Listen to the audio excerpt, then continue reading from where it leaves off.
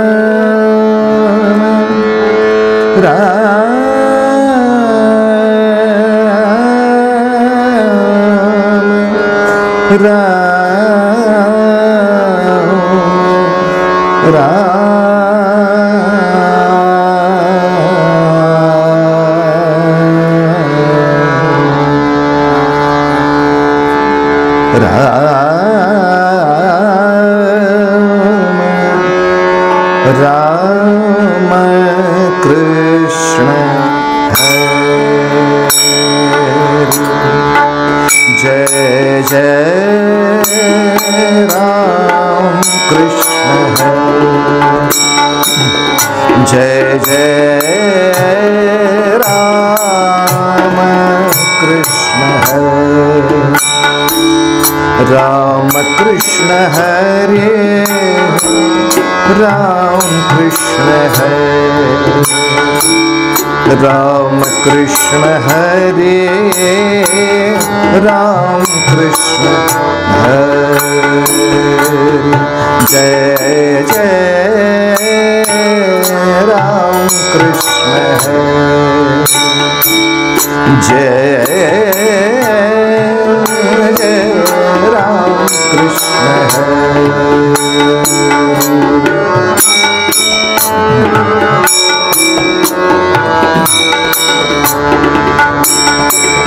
राम गोवर्धन धर गोपाल नरत गोवर्धन धर गोपाल नरत गोकुल संकट हारे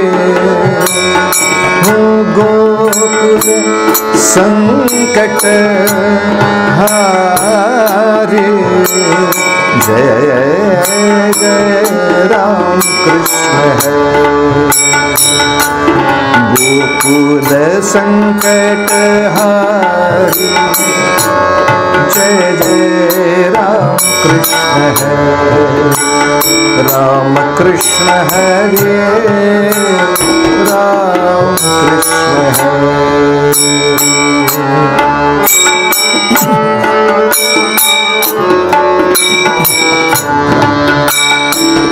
शरणागत दीना चरणी में रामा शरणागत दीना चरणी मैंने ये करुणा दृष्टि निहारी राम कृष्ण है करुणा दृष्टि निहारी राम कृष्ण है जय जय राम कृष्ण जय जय राम कृष्ण है जय जय राम कृष्ण है जय जय राम कृष्ण हरि ये सद्गुरु राजा कीर्तनी ये सद्गुरु राया ये सद्गुरु देवा कीर्तनी है ये सद्गुरु राया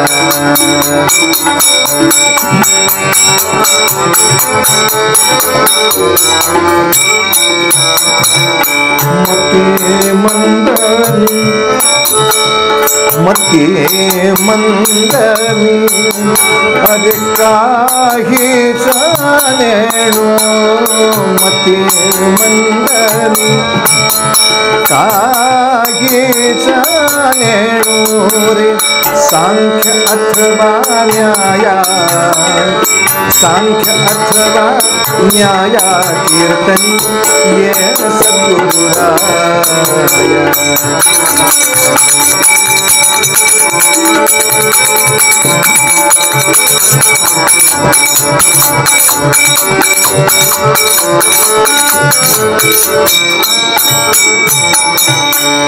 अरही नदी न परी मना सवाटे गुरु राया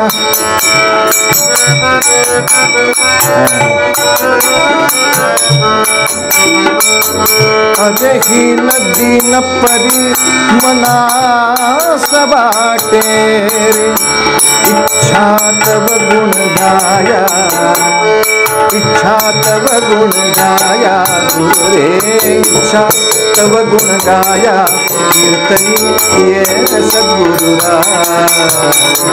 ये सद्गुरु देवा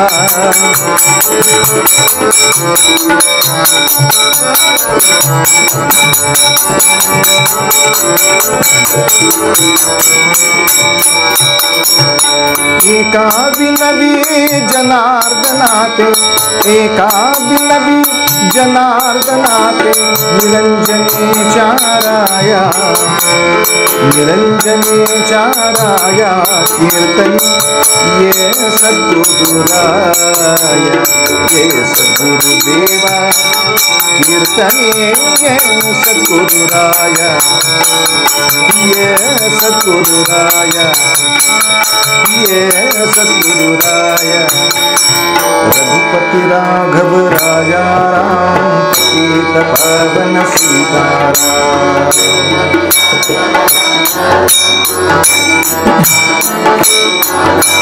रघुपति राघव राजा राम सीत पवन सीताराम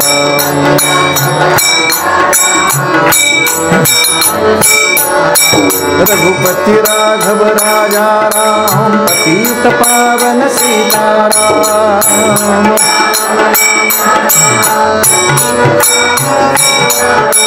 रघुपति राघव राजा राम पतित पावन सीताराम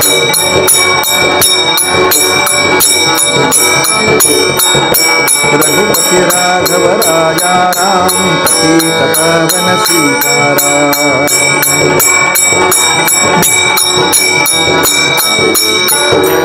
राजाधिराज रामचंद्र महाराज की जय।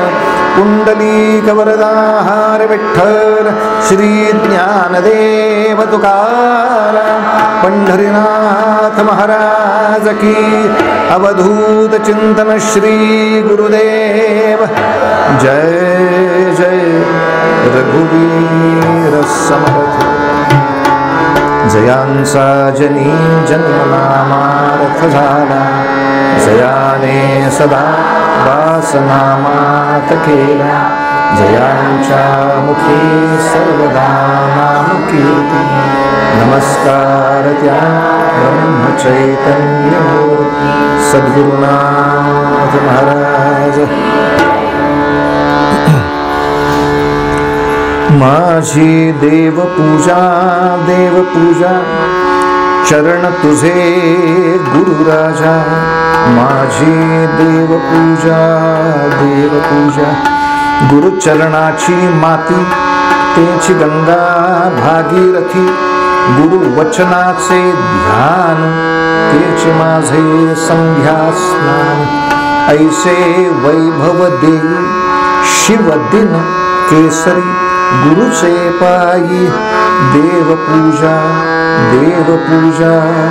चरण तुझे गुरुराजा, सद्गुरुनाथ महाराज की जय. अभंग का गायला नाही याचं कारण काल आलेल्या सगळ्यांना माहिती आहे. 6 वाजता पूर्वरंग संपणार, तोपर्यंत गुरुलक्षणाचा विचार करत होतो. 11 गुरुलक्षणांचं चिंतन करायचंय, त्यापैकी कालच्या पूर्वरंगात फक्त 3 झाली आहे.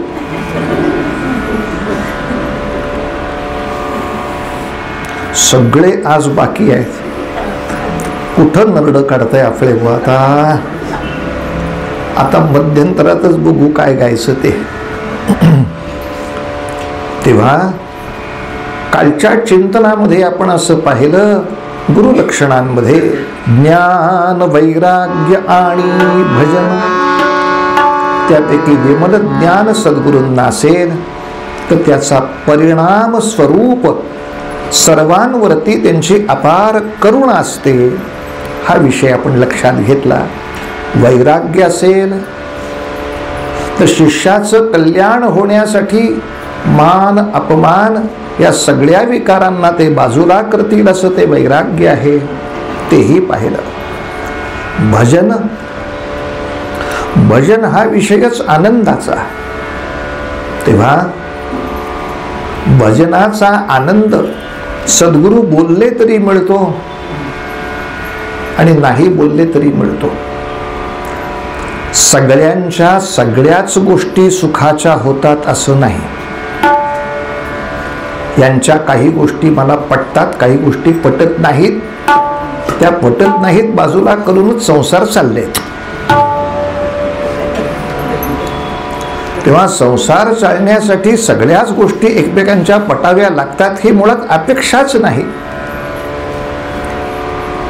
तुम्हाला न पटणाऱ्या गोष्टी बाजूला करून संसार करता आला पाहिजे, हेच तर मॅनेजिंग डिपार्टमेंट आहे. ज्या ऑफिसात आपण काम करतो त्यातल्या तरी सगळ्यांचं आपलं कुठे पटतं. काही गोष्टी बाजूला करून ऑफिसचं काम तर केलं पाहिजे. या नियमाला अनुसरून अवघाची संसार सुखाचा करीन हाच अभंग महत्वाचा. तो सुखाचा नसतोच, तो करायचा असतो, इतकंच. म्हणून सद्गुरूंचं रागवणं सुद्धा भजन, त्यांचं रुसणं सुद्धा भजन, त्यांचं प्रसन्न होणं सुद्धा. भजनाचा आनंद त्यांच्या प्रत्येक कृतीमध्ये आहे असे फक्त सद्गुरू.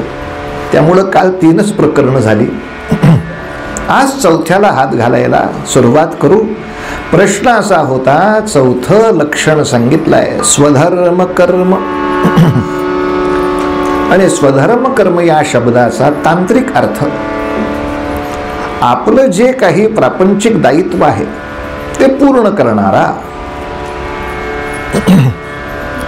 म्हणजे भक्त लक्षण सांगताना सुद्धा स्वधर्मेचे चाले सदा उत्तमाचा असा स्वधर्माचा जागर केला आहे. ज्ञानोबारायाने सुद्धा विश्व स्वधर्म सूर्ये पाहो असा स्वधर्माचा जागर केला आहे. इथे धर्म म्हणजे हिंदू मुस्लिम ख्रिश्चन हा विषय नव्हे, स्वतःचं कर्तव्य. आणि काल आपण एवढंच पाहिलं की आईच्या बाबतीत जे नारायणाचं म्हणजे समर्थांचं कर्तव्य होतं ते त्यांनी पूर्ण केलं नाही. आईची इच्छा होती याचं लग्न व्हावं, सुनबाई घरात यावी, चांगला प्रपंच करावा. तर त्या आईचा मी मुलगा आहे या नात्याने जे स्वधर्म कर्म होत ते जर समर्थांनी केलंच नाही तर ते दुसऱ्यांना का शिकवतात? या सस्पेन्स पाशी काल थांबलो.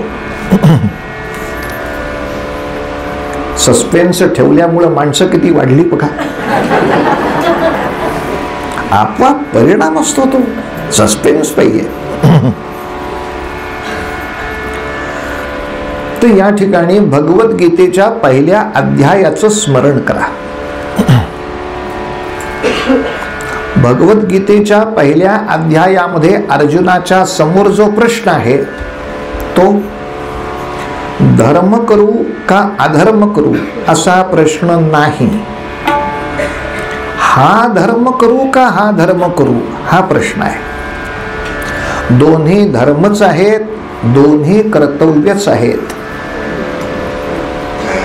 द्रोणाचार्यांचा मी शिष्य आहे, गुरुचं मला सन्मान ठेवला पाहिजे, हा माझा स्वधर्म आहे. आणि मी राजा आहे. जे गुन्हेगारांना पाठीशी घालतात त्यांना शिक्षा करणं हाही माझा स्वधर्म आहे. आता मी शिष्याचा स्वधर्म पाळू का राजाचा स्वधर्म पाळू असा प्रश्न आहे. धर्म का अधर्म हा प्रश्नच नाही आहे.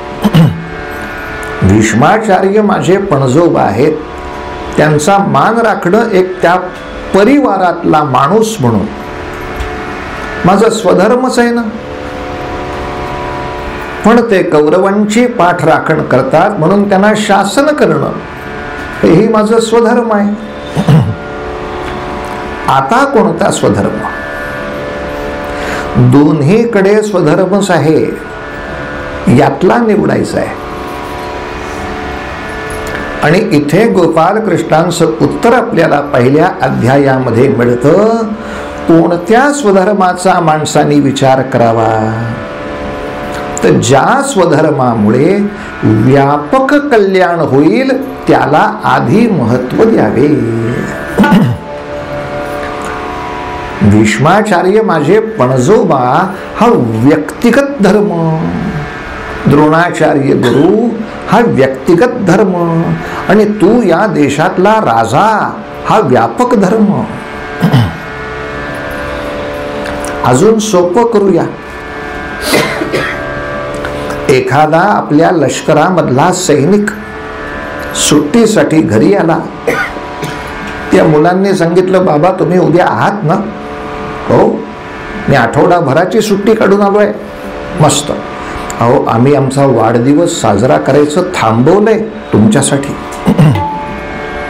आमच्या दृष्टीनं बाबा आले की वाढदिवस. आता मी सगळ्यांना SMS करतो. आता जाऊन बोलवायची पद्धत नाही, उद्या सगळे येतील. तुम्ही उद्या थांबाल ना माझ्या मित्रांबरोबर? प्रॉमिस. असं मराठी बोलतात माणसं. वडिलांनी वचन दिलं, उद्या थांबतो बघ. रात्री 12 वाजता फोन, कारगिलवर हल्ला, जॉईन टू ड्युटी. मी पोराला वचन दिलं, मी उद्या संध्याकाळी थांबतो. थांबणं माझा स्वधर्म. पण मी देशाला पण शब्द दिलाय, अडचण आली तर येतो. स्वधर्म. दोन स्वधर्म एकमेकांपुढे उभे आहेत. कृष्ण कशाला पाहिजे? तुम्ही काय उत्तर देता?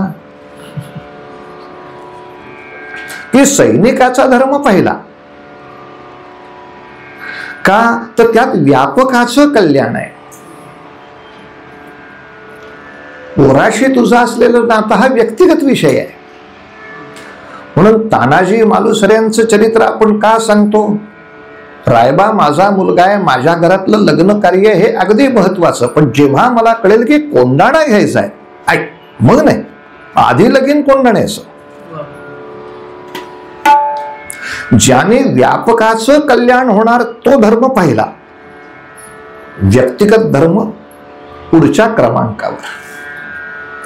असा जर विचार केला तर समर्थांच्या कालखंडामध्ये कोणीतरी या सगळ्या लोकांची एकजूट बांधून जे सुरक्षेच्या दृष्टीनं फळी निर्माण करायला पाहिजे, त्यासाठी स्वतःला झोकून देणं हा व्यापक स्वधर्म होता.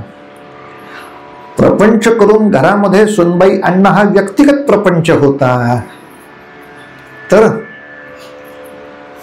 घरातला प्रपंच सोडून समर्थांनी राष्ट्राचा प्रपंच उभा केला असं लक्षात घेता त्याने स्वधर्म कर्म केलं आहे याबद्दल आता दुमत शिल्लक राहत नाही.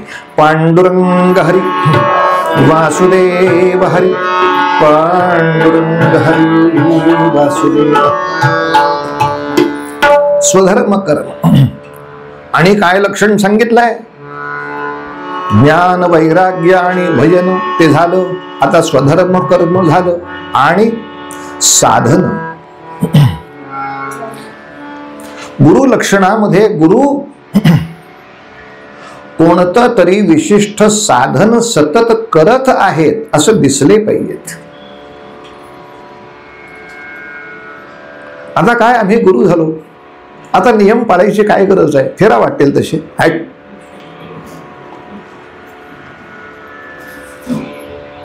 सगळं भगवत दर्शन झाल्यानंतर सुद्धा साधन का करताय? स्वतःचं पोट भरून झालंय, आता स्वयंपाक का करताय?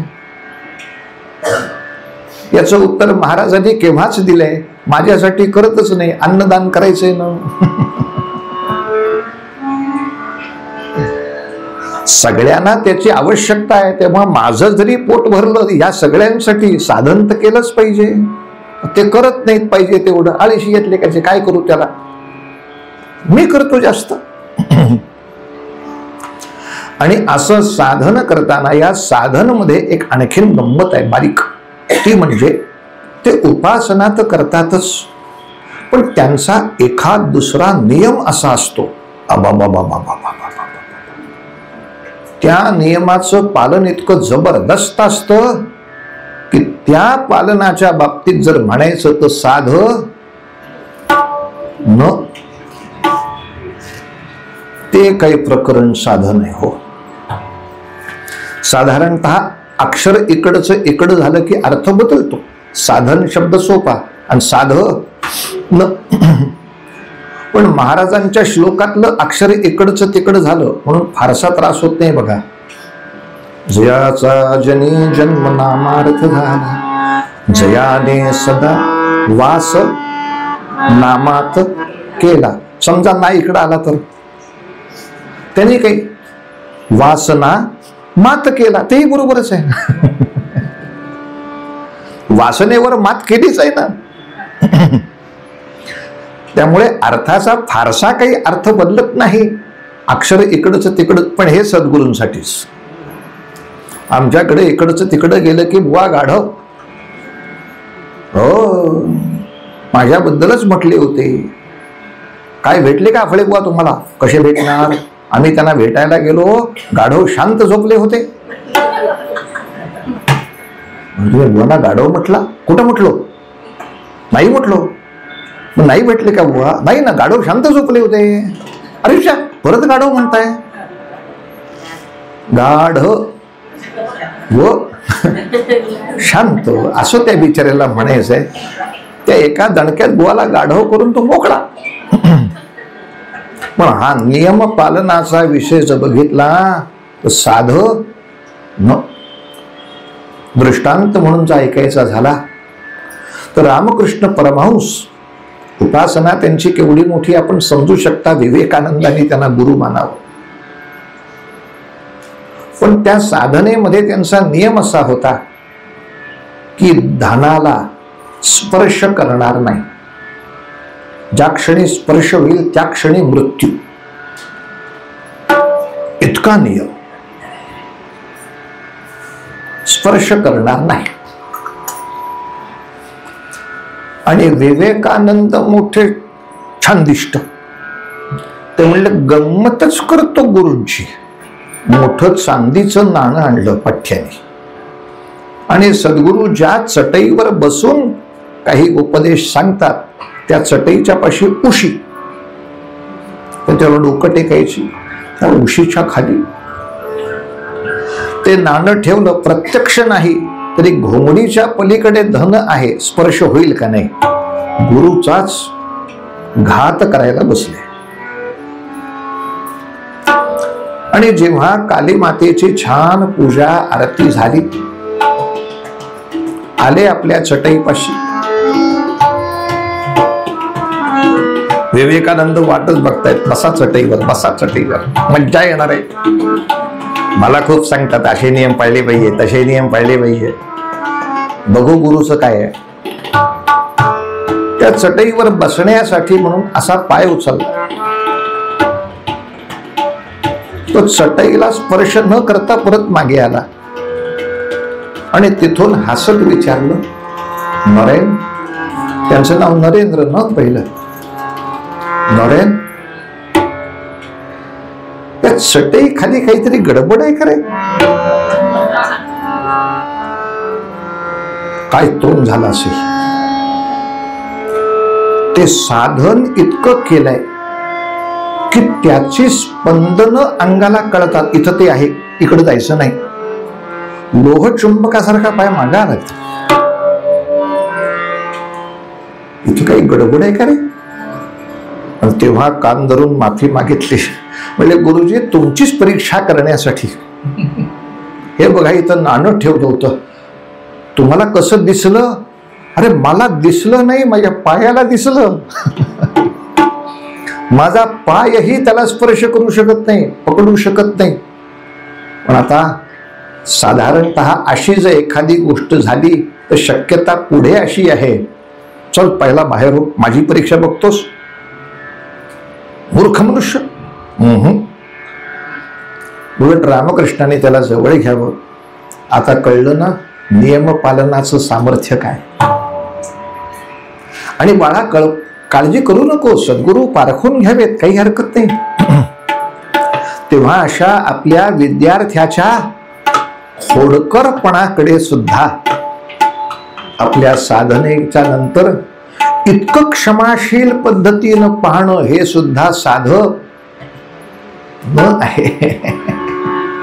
आणि म्हणून सद्गुरूंना उपमा काय, तूच शिष्या पोसणारी माता, तूच शिष्या पोसणारी माता, तूच शिष्या पोसणारी, तूच शिष्या पोसणारी माता, तू विद्यादाता, अरे तू विद्यादाता, तूच देसी तत्वनिधी निज हाता, तूच देसी तत्वनिधी निज हाता. तारक बलवंता गुरुराया, तारक बलवंता,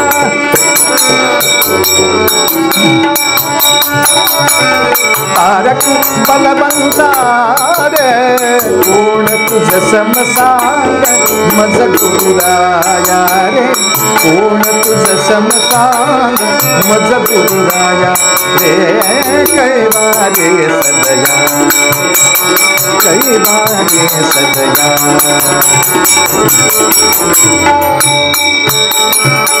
तूच विष्णू, तूच शिव, तू धाता, तूच विष्णू, तूच शिव, तू धाता. म्हणजे काय, ब्रह्मदेव, गुरु ब्रह्मा, गुरु विष्णू, गुरुदेव महेश्वर झालं.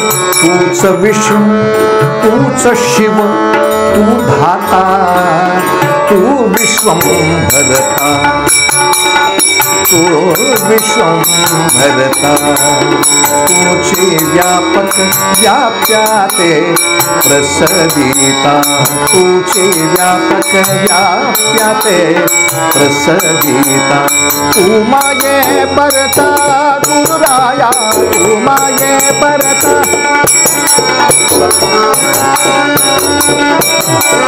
तू माये परता, माये परता. माय परता, माय परता, माय परता, माय परता. गुरुराया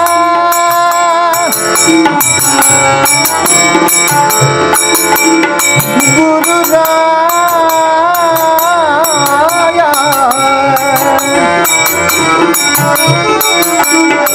अरे संसार संसार ताना ना ना ना ना ना ना ना ना. अरे गुरुराया गुरुराया तू माय परता, तू माय परता. गुरुराया कोण तुझ समसांग मज गुरुराया रे, कोण तुझ समसांग मज गुरुराया रे.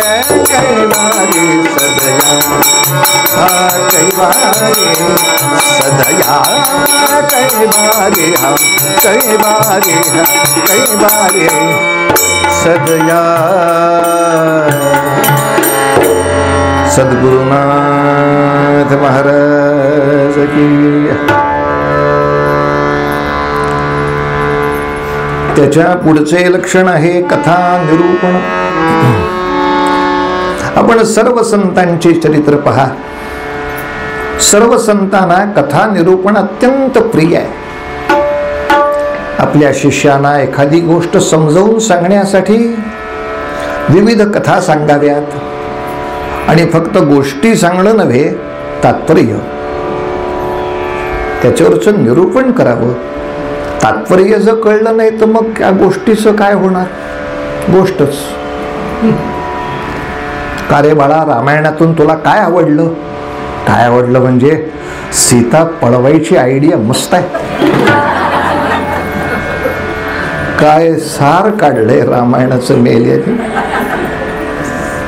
याचं कारण अपरिपक्व अवस्थेमध्ये तात्पर्य न सांगता नुसत्या गोष्टी सांगत बसलो. बडबड बडबड बडबड. अरे याच्यातून तुला काय घ्यायचंय?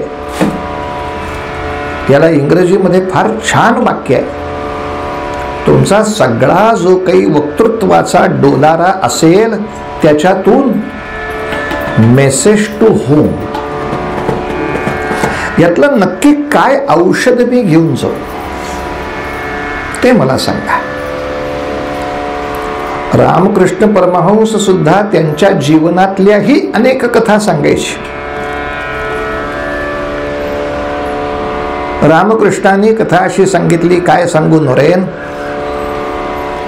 गंगा नदी पार करत होतो, होडीत बसलो आणि मी म्हणजे काय, कोलकात्यामधला पागल पुजारी. त्यामुळे असा पागल वेडे असा दिसला की माणसं चेष्टा करतातच. सगळे जहाजामधले बोटीमधले काही वाकडे तिकडे बडबडायचे, चेष्टा करायचे. आला रे आला वेडा भागला. गंमत सांगून नरेन, मी हसायचो त्यांच्याकडे पाहून. कारण कसं असतं, जे शीर्षासन करून असतात ना त्यांना सगळं जगच उलट दिसतं. पण त्याला कळत नाही आपण उलटे आहोत. जग तिथेच आहे. मला हसू यायचं. काय सांगू नरेन, एवढ्या प्रकरणानंतर जगदंबा चिडली, झाली प्रकट, थैथया नाचू लागली. आणि आता तिचं नर्तन सुरू झाल्यानंतर काय बोट शिल्लक राहील? मग सगळे म्हणतायत आई का आलायत? का म्हणजे माझ्या या रामकृष्णाला त्रास देता, बुडवते सगळ्यांना. नरेंद्रावर संस्कार काय काय गुरुने संस्कार केला. कथा आहे ही, त्याला निरूपण महत्वाचं आहे. रामकृष्ण म्हणाले, आई ही बोट जर उलटी करायची असेल आणि ह्यांना जर असं बुडवायचं असेल तर यासाठी तुझी काय गरज आहे? या गंगेमधली कुठलीही मोठी लाट हे करू शकते. गंगेमधला कुठलाही मोठा मासा त्याच्या शेपटीच्या फाटक्याने ही नाव उलटी करू शकतो, बुडवू शकतो. नाव उलटी करून बुडवायची यासाठी तुझी काय गरज आहे? ती आली असताना गुरु तिला सांगतात, कशाला आलीस? आम्ही 24 तास प्रार्थना करतोय, ये ये ये, विधी येत नाही. ती आली आहे स्वतः, कशाला आली? आणि याला कारण सांगताना सद्गुरूंनी काय गोड निरूपण केलंय. नरेन म्हणला, खरंच तुम्ही काय सांगितलं काली मातेला? काली मातेला म्हटलं, उलटीच करायची असेल तर ह्यांची बुद्धी उलटी करणं, जी दुसऱ्या कोणाला जमणार नाही. तुझ्या अधिकारामध्ये जे काम आहे, मोठ्या कलेक्टरनी आमच्या मठात यायचं का? म्हणले इथं झाडून दाखवतो. हे तर कशाला झाडतो? कलेक्टरनी काय करायचं? अख्खं पुणे सगळे स्वच्छ ठेवतील असं अभियान मी राबवतो. तुम्ही कलेक्टर आहात ना, का डीपीचा फोटो काढण्यापुरते झाडूवाल्या? आपलं अधिकार क्षेत्र काय? म्हणजे देवी प्रगट झालेली असताना सुद्धा माझ्या व्यक्तिगत मान सन्मानापेक्षा यांना सद्बुद्धी प्राप्त व्हावी अशा व्यापक मागणी माझे सद्गुरू करतात. तर तो संस्कार आपोआप असा होतो की जेव्हा विवेकानंदांसमोर देवी प्रगट झाली, गुरुने सांगितलं होतं नोकरी माग बर का तिला, तो व्यक्तिगत धर्म बोलताच आला नाही. प्रगट झाल्यावर गुरूंच्या संस्काराने शब्द गेले, ज्ञान दे, वैराग्य दे, विवेक दे, आनंद. कशाने हे शब्द येतात? सद्गुरूंचं कथा निरूपण. माझ्या जीवनात हे झालं, चल मला नमस्कार कर असा मी 24 तास चॅनेल नाही त्यांचा. कथा जरी सांगितली तरी त्याचं निरूपण. तेव्हा हे एक लक्षण आहे, कथा निरूपण. पुढे श्रवण मनन. काय मौज आहे पहा. सद्गुरू असेही असतात की दुसरे कसे कथा सांगतायत त्याचं श्रवण करतात. म्हणजे समर्थांच्या काळापासून ही प्रथा आहे बरं. ते अनेक शिष्य वर्गाला राम मंदिरामध्ये उभं राहून कीर्तन करायला लावायचे. मला येत नाही, तेच बघायचंय काय येत नाही. उभा राहा, काय तुझ्या डोक्यात येईल ते 5-10 मिनिटं बोल. आणि मग ह्याला का नाही बोलता आलं, किंवा आता जे बोलला ते अशास्त्र का आलं याच्यावर मनन. मी रागावणार नाही, पण माझ्या समोर तू चुकला असंच नाही तर मी काय सांगू तुला काय पाहिजे आहे. आमच्याकडे काही आहेत नातवंडाशी, चला पोहायला. अभ्यास पूर्ण झाल्याशिवाय येणार नाही. कुठं अभ्यास करता? गादीवर पोहण्याचा. मी पुस्तक आणलंय, उत्तम कसे पोहावे. पाण्यात प्रॅक्टिस केली तर नाका तोंडात पाणी जाईल ना. गादीवर तो धोका नाही मला. इथं अभ्यास करून तिथे येणार आहे का? असं नाही करत बाबा. चल चल चल, काय नाही जमत. कोणाला नाही उभं केलं सांगा समर्थांनी. पूर्वीच्या काळी विधवा स्त्री म्हणजे आयुष्यभर अपमान सहन करण्यासाठीच आयुष्य असल्यासारखी.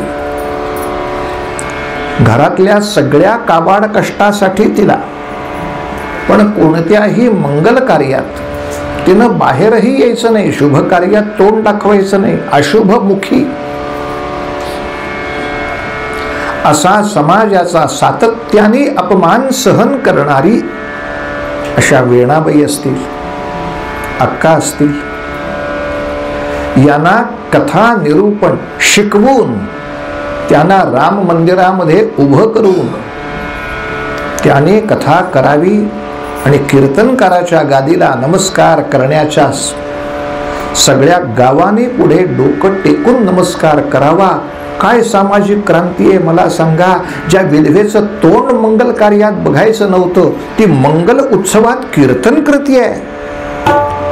आणि जिला फक्त टोमणे मारायचे, तिच्या समोर डोकं खाली ठेवून माणसं नमस्कार करतायत. समर्थ वाकून नमस्कार करायचे. वीणा स्वामींना सुद्धा अनेक ठिकाणी वीणाबाईंचा उल्लेख वीणा स्वामी असा आहे बरं का. बरीच माणसं म्हणतात हा काय उल्लेख, त्या बाई आहेत ना, मग स्वामी काय.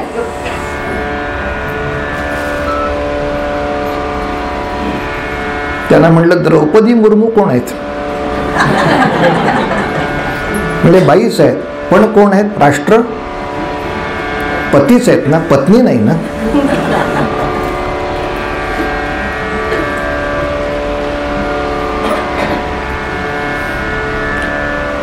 मुंबईच्या कुलगुरू पूर्वी त्या वाळकर होत्या, त्या स्त्री होत्या, पण कुलपतीच म्हणायचं.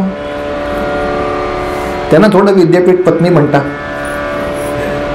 तेव्हा स्वामी हे पदाचं नाव आहे, त्या अवस्थेचं नाव आहे, त्या पदवीचं नाव आहे. म्हणून बऱ्याच वेळेला आपण वाईला पण ऐकलं असेल, जय जयकार करताना कधी कृष्णाबाई माता की जय म्हणतात, कधी कधी कृष्णाबाई महाराज की जय म्हणतात. आता कृष्णा हे नदीचं नाव आहे. नदी माता बरोबर आहे, पण नदी महाराज का सिंहासनावर बसवलं ना. मग सिंहासनावर बसवल्यानंतर त्या महाराणी येसूबाई जरी असतील तरी महाराणी येसूबाई महाराज होतात, असं काय करता. तेव्हा असं म्हणणं काही चुकतंय अशातली गोष्ट नव्हे. प्रश्न एवढाच चालला होता, तर असं श्रवण मला काय करायचं यांचं ऐकून, असा प्रकार नाही करायचा. सद्गुरुनाथांची ती गंमत आहे, समोर बसणार आणि प्रेमाने सगळं ऐकणार, मग त्याच्यावर मनन करणार, का रे बोललाच असा. पण अशी गडबड झाली होती. जयराम स्वामी नावाचे शिष्य मिरजेला कीर्तन करत होते आणि कीर्तन करता करता काय बोलले,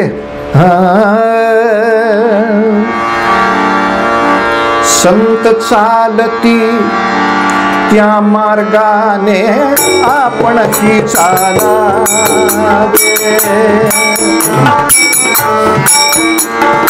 संत चालती त्या मार्गाने आपण ही चालावे.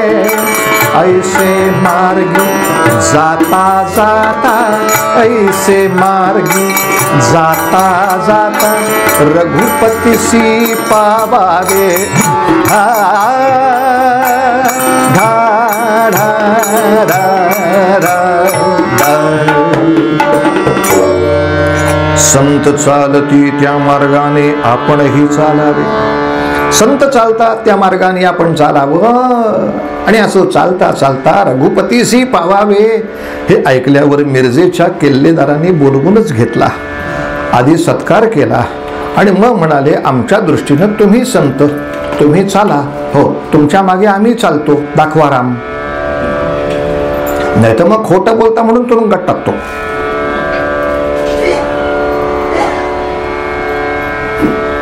त्याने निरोप पाठवला समर्थांना. हे भलतं सेन्सॉर बोर्ड आलंय कीर्तनावर. समर्थांनी तिथं निरोप पाठवला. तुला गाढवासारखं बोलायला कोण सांगितलं होतं. संत चालती असं नाही म्हणायचं, मग संत सांगती त्या मार्गाने. तुला तब्येत जर चांगली करायची असतील तर डॉक्टर जसं सांगतात तसं वागायचं, डॉक्टर जसं वागतात तसं नाही वागायचं. तुला जर योगासनामध्ये पुढे जायचं असेल तर रामदेव बाबा सांगतात तसं करायचं, ते करतात तसं नको करू, मरशील पहिल्या ऍक्शन मध्येच. नाही म्हणजे रामदेव बाबा करतात तसा सूर्यनमस्कार घालणार, ते मागं वळलं ते टाळकंच आपटलं खाली. तुला येतंय का तेवढं वागता मला सांग. रामदेव बाबा करतील तसा नाही सूर्यनमस्कार करायचा, ते सांगतील तसा करायचा. ते तुझी प्रकृती बघून सांगतील ना, बुवा खोकला झाला आहे, मग आता पेरू खाऊ नका, चिंचा खाऊ नका, हे पेय प्या. बाहेर आल्यावर डॉक्टर खाते पेरू ते काय? अरे डॉक्टरला नाही झाला खोकला, डॉक्टर वागतो तसे नाही वागायचे. आणि चालणे या शब्दाचा अर्थ पायाने चालणे नव्हे, आचरण करणे. हे का नाही सांगितलंस त्या किल्लेदाराला? तुझी ही अपूर्णता लक्षात घे. अर्थात समर्थ आले, ते काय असं वाऱ्यावर सोडणार नाही. त्या किल्लेदाराला गचंडीत धरली. काय पाहिजे तुला? आम्ही तुमच्या मागे चालतो. हो, राम दाखवा, चल. काय खात्री आहे? नाही दाखवलं तर कायमचा आतमध्ये कोंडीन हो. चल रे. आता समर्थ त्या किल्लेदाराला राम दाखवणार चालता चालता. अशी बातमी कळल्यानंतर काय गर्दी कमी येईल? मरणाची गर्दी. आणि त्या गर्दीच्या समोरून जाता जाता जाता मिरजेच्या किल्ल्याच्या तटबंदीवर फिरले. आणि तटबंदीवरनं खालच्या शत्रूवर मारा करण्यासाठी बंदुका ठेवायला अशी छोटी छोटी छिद्र असतात. त्या एका छिद्रापाशी उभे राहिले, फक्त जय जयकार केला. जय जय रघुवीर. एक क्षण अंगुष्ठ रूप घेतलं, त्या छिद्रातनं पलीकडे गेले, परत मूळ स्वरूपात उभे राहिले. संत चालती त्या मार्गाने चालावे. इथं राम उभे आहेत, तुम्हाला दर्शन द्यायला येत आहे काय? छिद्रातनं? हो, संत चालती तसे चालावे. म्हणजे वर्ण येतो ना, मी कुठे वर्ण आलो? मग मात्र साष्टांग लोटांगण घातलं. तुझी वाक्य मी सुधारून घेतो, पण बाबा रे, पुढच्या वेळेला कीर्तन करताना सांभाळ बरं, असं काहीतरी बडू नको. आणि संत चालती म्हटलास तरी ते चालणं म्हणजे पायाने चालणं नव्हे. हे निरूपण तुझं कमी पडलं ना. नाही तर त्याचा गैरसमज काय झाला? असं असं चाललं की आपण असं असंच चालायचं. असं असं चालण्याने काही होत नाही. जगाच्या पाठीवर चालणं हे आचरणाचा विषय आहे असं सांगायचं. तेव्हा श्रवण, मग त्याचं पुन्हा मनन. आणि आता 3 गोष्टी ज्या राहिल्या त्या सांगायच्या, त्या म्हणजे नीती. गुरुलक्षणामध्ये नीती हा शब्द म्हणजे जे धर्माच्या दृष्टीनं कठोर सिद्धांत सांगितले ते तसेच्या तसे कोणतीही किंमत देऊन आचरणात येतील, त्या सन्नीतीनच चालणार. एका माणसाचा फक्त उल्लेख केला तरी पुरे आहे. एवढा वेळ मी रामकृष्ण परमहंसांबद्दल बोलत होतो, पण रामकृष्ण परमहंसांचे वडील क्षुदिराम हे सुद्धा असेच साधक, उपासक आणि विद्वान इतके की कोर्टामध्ये या माणसाला साक्ष द्यायला आणलं तर समोर न्यायाधीश ग्रंथ सुद्धा आणत नसे की हात ठेवून सांगा मी खरं बोलीन. हा बोलणार ते सत्य. आणि त्या माणसाने जर साक्ष दिली तर त्याला क्रॉस चेकच नाही, आयुष्यात नाही. आणि नेमका त्या गावाचा जमीनदार समोर येऊन थांबला. हायवेवरचं शेत मला पाहिजे नाही,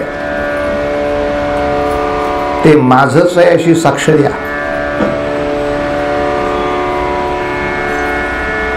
अशी साक्ष नाही दिली तर तो शेतकरी देशोधडीला लागणारच आहे. तुम्ही पण देशोधडीला लागा. एक आयुष्य उद्ध्वस्त झालं तरी हरकत नाही, पण भारतातली ही विद्वान माणसं सत्याला सोडून जातात. हा कलंक मला माझ्या देशाला लागू द्यायचा नाही. व्यापकाचा धर्म पाहिला नाही तर नाही. सत्य सदा बोलावे, सत्य सदा बोलावे, सांगे गुरु आणि आपुला बाप. असत्य भाषण करणे सज्जन म्हणतात हे महापाप. राम राम राम हरे हरे राम राम राम राम राम राम सीतापते राम राम राम सीतापते राम राम राम रघुतम राम राम राम हरे हरे राम राम राम सीतापते राम. सत्य सदा बोलावे सांगे गुरु आणि आपुला. असत्य भाषण करणे सज्जन म्हणतात हे महा पाप. आपले बुवा तुम्हाला अशी जर आर्या म्हणता येतं तिथे रामा रामा करून कशाला कटकट केली मग अशी. काय आहे कीर्तनातलं सगळंच संगीत हे गाण्यासाठी नसतं, मग जाग ठेवण्यासाठी पण असतं. तेव्हा काही वेळेला ऐकता ऐकता तंद्री लागते, मग बुवांच्या सुराबरोबरच असा एक छान स्वर, त्याला थोडंसं बाळा पांडुरंग हरी कीर्तन चाललंय बरं असं त्याला. हो हा हे जागा आहे जागा आहे जागा आहे असं थोडं जागृतीसाठी पण गावं लागतं. आयुष्यामध्ये नीती न्याय हा विषय सोडणार नाही. नाही म्हणजे नाही, ते संस्कार रामकृष्णांवरती आहेत हा मुद्दा सांगितला. नीती पुढे सद्गुरु लक्षणामध्ये सांगितलंय न्याय. सद्गुरु न्याय पण सांभाळतात बरं. क्षमाशील आहेत हे मान्य, दयाळू आहेत हेही मान्य, पण एखादा न ग असं दोन दणके दिल्याशिवाय सरळ होत नसेल, पहिल्यांदा एक प्रयत्न करू हे बरं व्हायचं, पण नाहीच जमलं तर मग मात्र गजानन महाराजांच्या पोथीमध्ये त्यांच्या नावावर भ्रष्टाचार करणारा त्यांचा तो विठोबा घाटोळ, घाटोळ कुठला घोटाळ झाला तो. 4 वेळा सांगून बघितलं जमत नाही, मग काठीनं बडवला सुरू. तुम्ही संतासून काठी काय घेता? ज्याला जे शस्त्र पाहिजे त्याला त्या भाषेत समजवावं लागेल. एक प्रयत्न करून बघू. माणसासारखं सांगून कळतंय का? नाही कळत आहे. म्हणजे दिसतोय माणूस पण शॉर्ट सर्किट झालंय आतमध्ये. माणूस म्हणून आत काही शिल्लक नाहीये, कॅमेराच फक्त दिसतोय. मग तो ज्या प्राण्याचा आहे तसं वागायचं. काय करणार? गाढवा पुढं वाचली गीता. कालचा गोंधळ बरा होता ही म्हण आता मागे पडली. आता नवीन काळाची म्हण काय? गाढवा पुढं वाचली गीता. वाचणारा गाढव होता. तुला कळत नाही कधी गाढव आहे.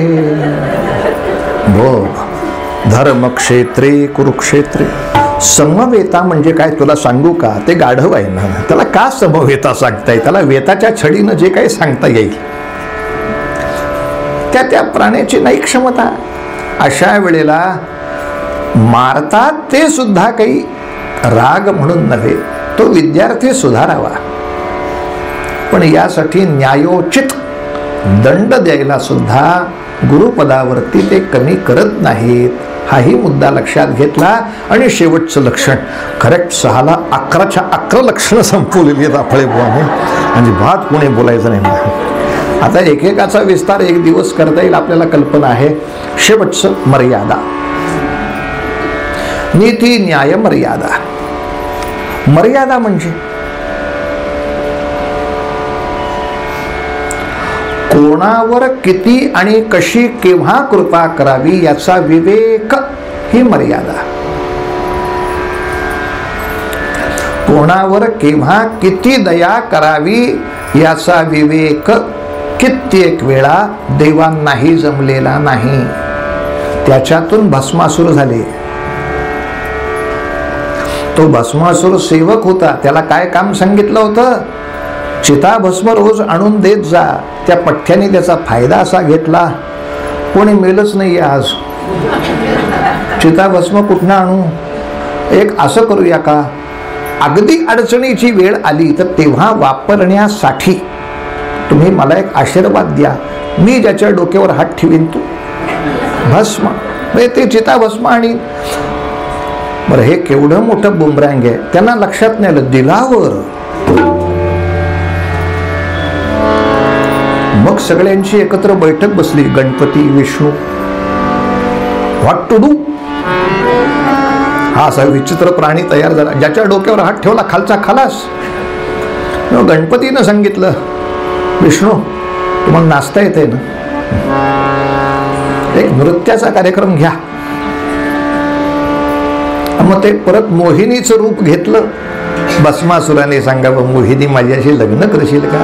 ती म्हणली करणार आहे, पण माझ्यासारखं जो नृत्य करेल त्याच्याशी. मग नाचता नाचता नाचता तिनं स्वतःचा हात डोक्यावर ठेवला, या येडेने त्याचा हात त्याच्या डोक्यावर ठेवला. पण असलं एवढं प्रकरण करून हे भस्मासुर संपवायला लागले का? किती कृपा करावी, कोणावर करावी, याची मर्यादा, याची मर्यादा. जसं अलीकडचे काही महामूर्ख आपल्याला बोलतात, टीव्हीला का दोष देता, रिमोट तुमच्या हातात आहे ना, तुम्ही बंद करा. अरे ते त्याला येत असतं तर ह्याला सामान्य का म्हटलं असतं, याला सत्पुरुष म्हटलं असतं आम्ही. त्याला नाही ना अक्कल. तुला अक्कल पाहिजे, काय ठेवायचं आणि काय नाही ठेवायचं. तू बंद कर. घरामध्ये सुई पण असते, कात्री पण असते, लाकडाच्या फुटपट्ट्या पण असतात, लाकडाच्या काथ्या असतात, सागरगोटे असतात. वय वर्ष 2च्या पोरांना तुम्ही काय देता?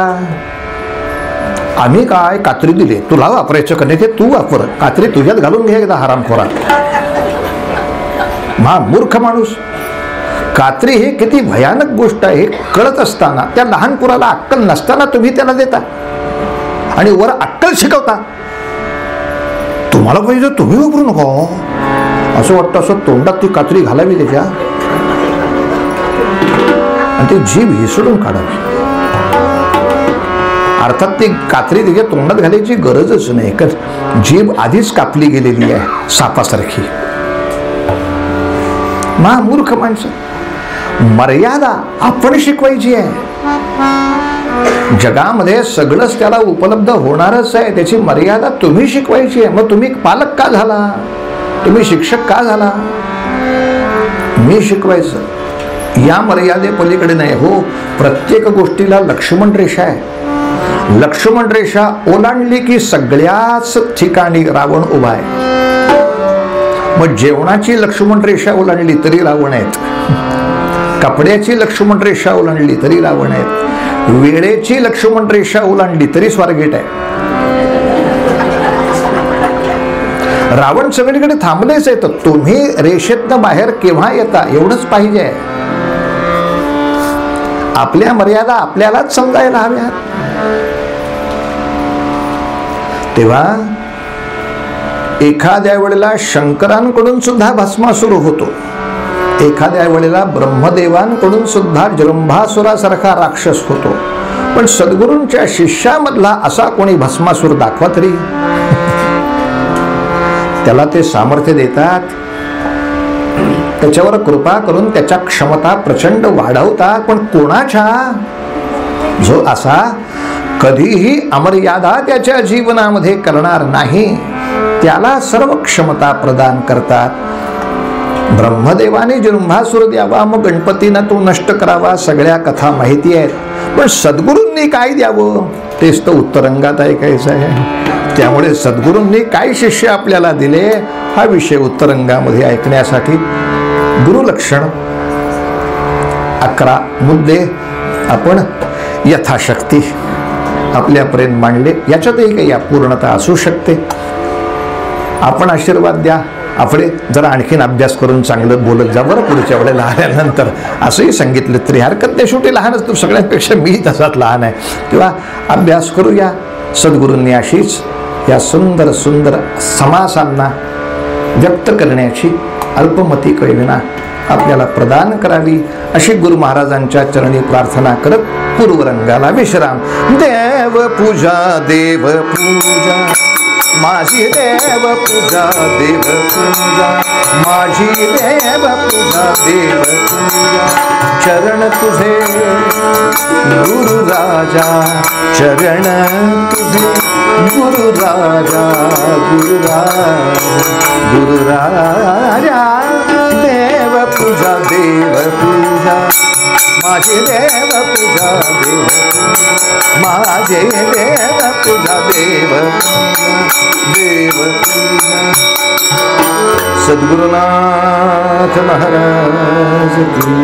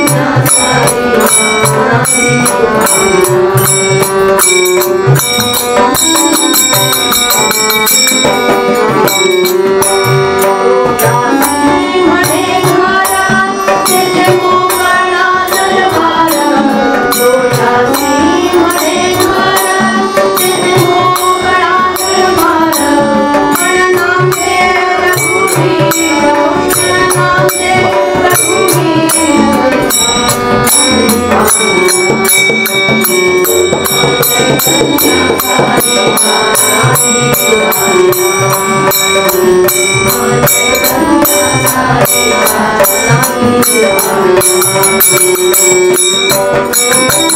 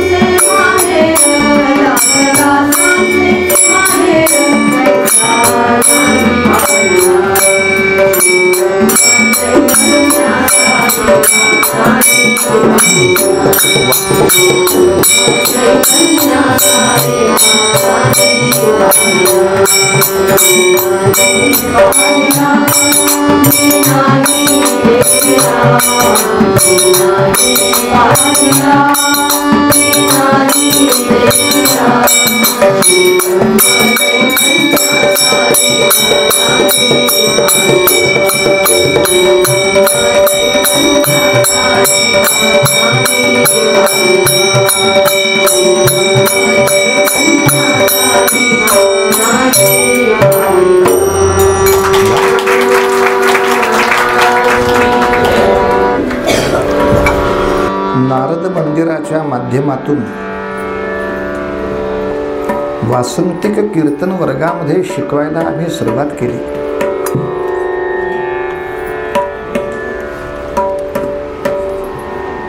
ते शिकवायला सुरुवात केलेल्या 99 सालच्या पहिल्या बॅचची सिनियर मोस्ट विद्यार्थिनी आमची रेशीम पहिला. आणि आज हा 25 वर्षाचा सुंदर प्रवास झाल्यानंतर आज तिचे कीर्तनाचे क्लासेस जोरात चालू आहेत आणि अनेकांना भजन कीर्तन इतक्या सुंदर भक्ती मार्गामध्ये तिनं अनेकांना प्रवृत्त केलं आहे. 99 साली आलेली, नंतर 2001 2004 4-5 बॅच गेल्या हाताखालनं आणि सगळेच जण आपापल्या परीनं उत्तम कीर्तन करत आहेत.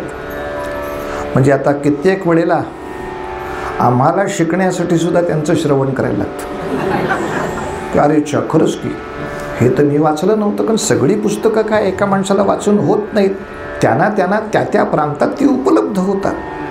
मग तिथून सांगतात बुवा ह्या पुस्तकात नवीन सापडलं, सांगू का? म्हणलं उत्तम. म्हटलं तूही सांग, मला पाठव.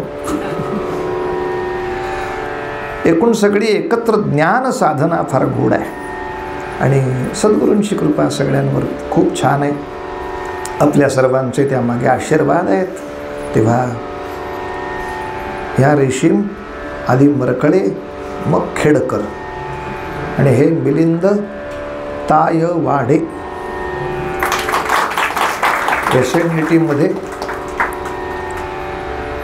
नोकरी म्हणून थोडासा तबला वाजवतात, बाकीचा सगळा वेळ बुवाला वाजवतात. जो बुवा सापडेल तो, असं काही फार ठेवायचं नाही. पण प्रेमाने सगळे साथीला येतात. तेव्हा सगळ्यांचे मनपूर्वक आभार. थोडा वेळ भजन चरित्र भाग. रघुपति राघव राजा राम पतित पावन सीताराम.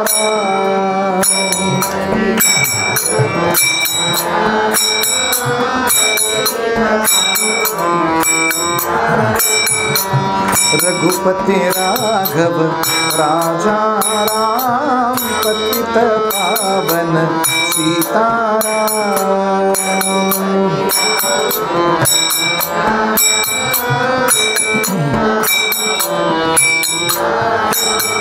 रघुपति राघव राजा राम पतित पावन सीताराम.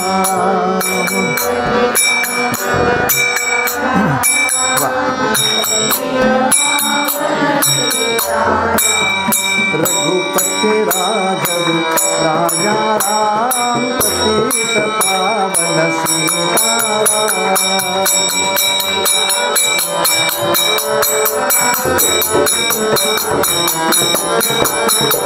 रघुपति राघव राजा राम पतित पावन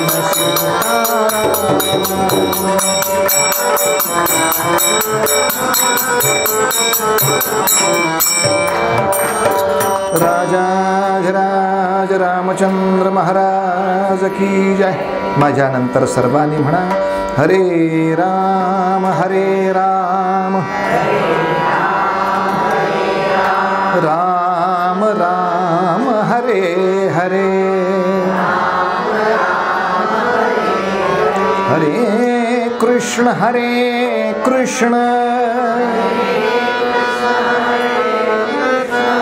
कृष्ण कृष्ण हरे हरे.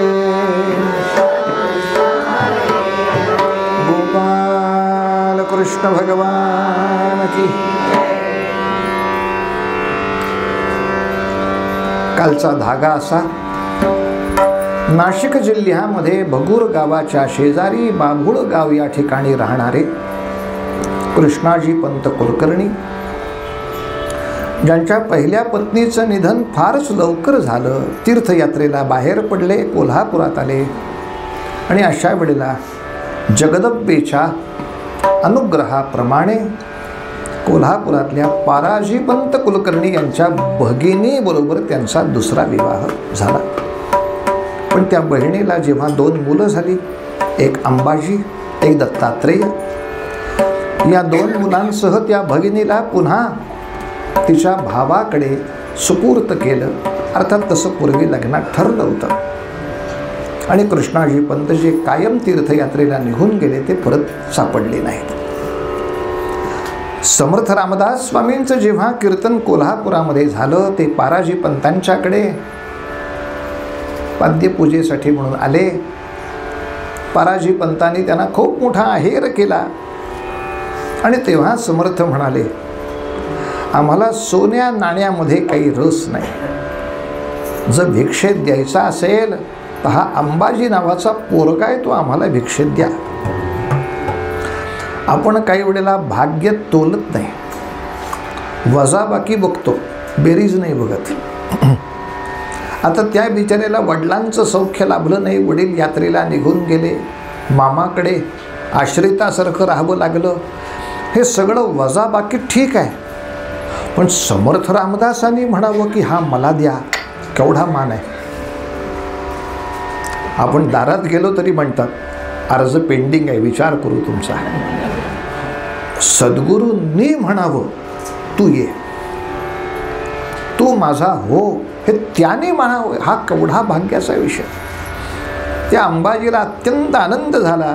अर्थात अंबाजीची आई आणि त्यांचा बंधू दत्तात्रेय यांना चाफळच्या राम मंदिरात सेवेसाठी म्हणून नियुक्त केलं आणि मसूर गावाचा रामनवमी उत्सव करण्यासाठी समर्थ रामदास स्वामी या अंबाजीला घेऊन गेले. भव्य रथयात्रा काढली होती मसूरच्या लोकांनी, भव्य रथयात्रा. साधारणतः 80-90च्या वयामध्ये जी माणसं असतात ती नेहमी असं काही चांगलं झालं की पहिलं वाक्य म्हणतात, आमच्या वेळेला ह्याच्यापेक्षा काय होतं तुम्हाला माहीत नाही, हे काहीच नाही आहे, असं साधारण म्हणायची पद्धत असते. इथं नेमकं उलटं. अशी रथयात्रा झाल्यावर 80 वर्षाची माणसं म्हणली, आमच्या काळात बघितलं पण नव्हतं.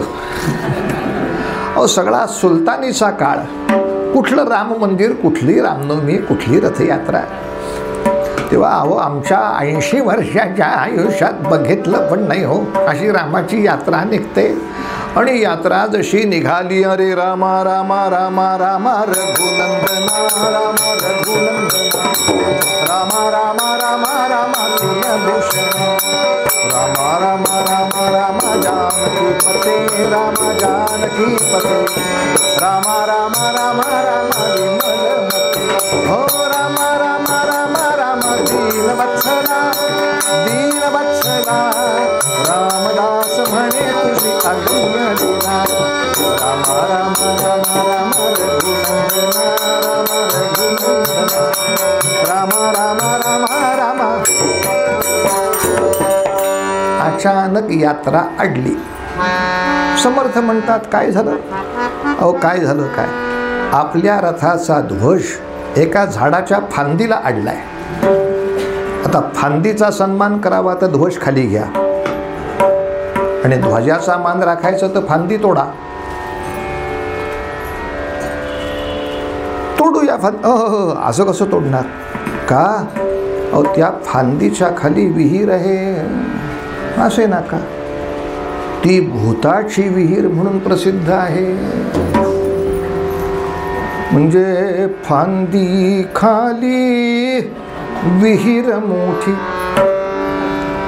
विहीर भूताची ऐसी ख्याती. कोण बैसेल ऐशा ठाई अंबाजी आला.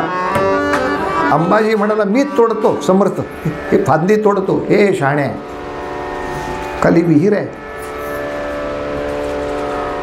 एक गंमत करतोस का काय? सारखा सारखा ह्याचा त्रासच व्हायला नको, म्हणून जिथे झाडाला ती फांदी चिकटली आहे तिथपासूनच कापून टाकू आपण. म्हणजे काय करायला लागेल? शेंड्याला बसायचं. फांदीच्या शेंड्याला बसायचं आणि बुंध्याशी कापायचं. काय रिकामा उद्योग हो. आणि झालं, काही प्रश्न नाही. दांड दांड दांड जे 4 कुऱ्हाडीचे घाव घातले तशी कडकड कडकड कडकड फांदी पडली. ध्वजाचा प्रश्न संपला. जय जय. ती जी काय ग्राम प्रदक्षिणा होती त्या प्रदक्षिणेला गेली यात्रा पुढे. लोकांना माहीतच नाही हे मागं कोण प्रकरण आहे. आणि यात्रा संपवून त्या विहिरीपाशी माणसा, अरे हो मगाशी ते पोरगं कुठे गेलं? ते मगाचा मुलगा कुठे गेला? तो विहिरीत. तो फांदी सकट खाली गेला होता.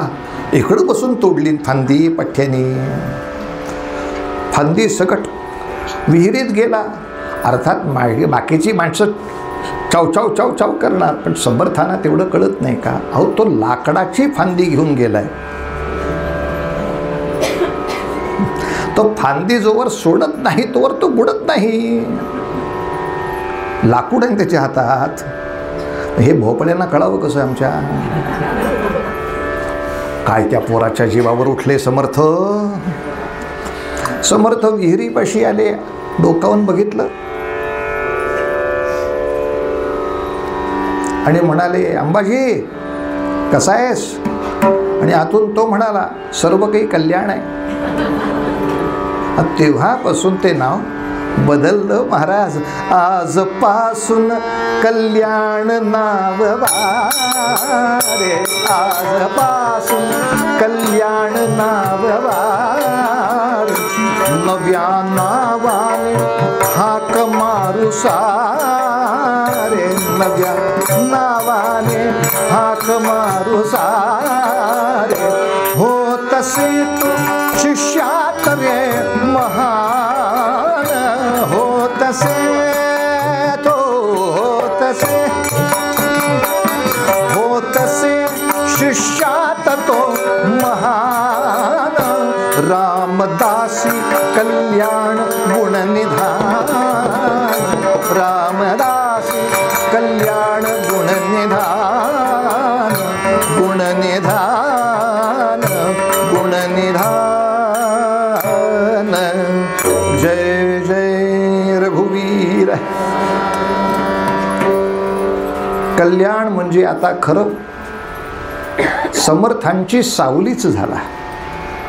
जिथे समर्थांनी जावं तिथे आहेच. अर्थात समर्थ काही एकालाच कोणाला घेऊन फिरत नव्हते. आणखीन काही 10-15 रामदासी असायचे. पण समर्थांचं कार्य एवढं मोठं की नुसत्या महाराष्ट्रभरामध्ये सुद्धा 11 मारुतीची स्थापना आणि 110च्या वर मठ. त्या प्रत्येक मठाला कोणीतरी मठपती त्याच्याबरोबर सेवेकरी. त्या मठात काय काय चाललंय त्याचं श्रवण मनन, परत रिपोर्टिंग. काही मठात करताय का फक्त आरतीपुरतंच आहे? पहिले ते हरिकथा निरूपण, दुसरे ते राजकारण, तिसरे ते सावधपण, सर्व विषयी हे सगळं झालं पाहिजे बाबा. ते त्या मठात होतंय का नाही ते पाहणं. आणि मग मात्र असं ठरवलं, त्या सगळ्या वार्ता चाफळला एकत्र यायच्या. म्हणून त्या ठिकाणच्या मठाला ते सुंदर मठ म्हणायचे. जसं रामायणातलं मारुतीरायाचं मोठं स्थान म्हणजे सुंदरकांड, तसं हा सुंदर मठ त्यांचा. पण कल्याणाच्या अनेक परीक्षा झाल्या बरं ह्या सगळ्या प्रकारात. पण समर्थांचा निवास आणि कित्येक वेळेला समर्थांचा प्रवास सुद्धा डोंगर, दर्या, घळी, अरण्य असा असाय. आणि अशा प्रवासामध्ये रामघळी या ठिकाणी थोडा वेळ मुक्काम केला. संध्याकाळ झाली होती, म्हणले रामघळीतच थांबू, उद्या सकाळी प्रवास सुरू करू. आणि अचानक खोकल्याची उबळ आली. अरे बापरे, हा खोकला फार त्रास देतोय रे कल्याणा. या कफाच्या व्यथेला शमवण्यासाठी विड्याचे पान पाहिजे. रामघळीपासून जवळच पानमळा आहे. आणतोस काय? 10-15 जण होते बरोबर. सगळे म्हणले, कल्याणा जाऊ नको, कल्याण करून घेशील का? अरे आता संध्याकाळची वेळ आणि विड्याच्या पानाचा जो मळा असतो तेथे संध्याकाळी हमखास सर्प असणार.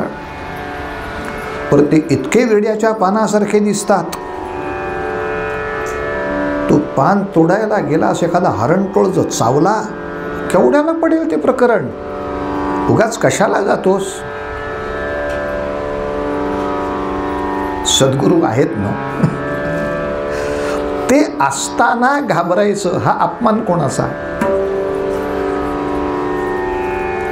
ते असताना मी घाबरायचं, तुम्ही घाबरा, काय असेल ते असेल. आणि गेला महाराज त्याच्यामध्ये.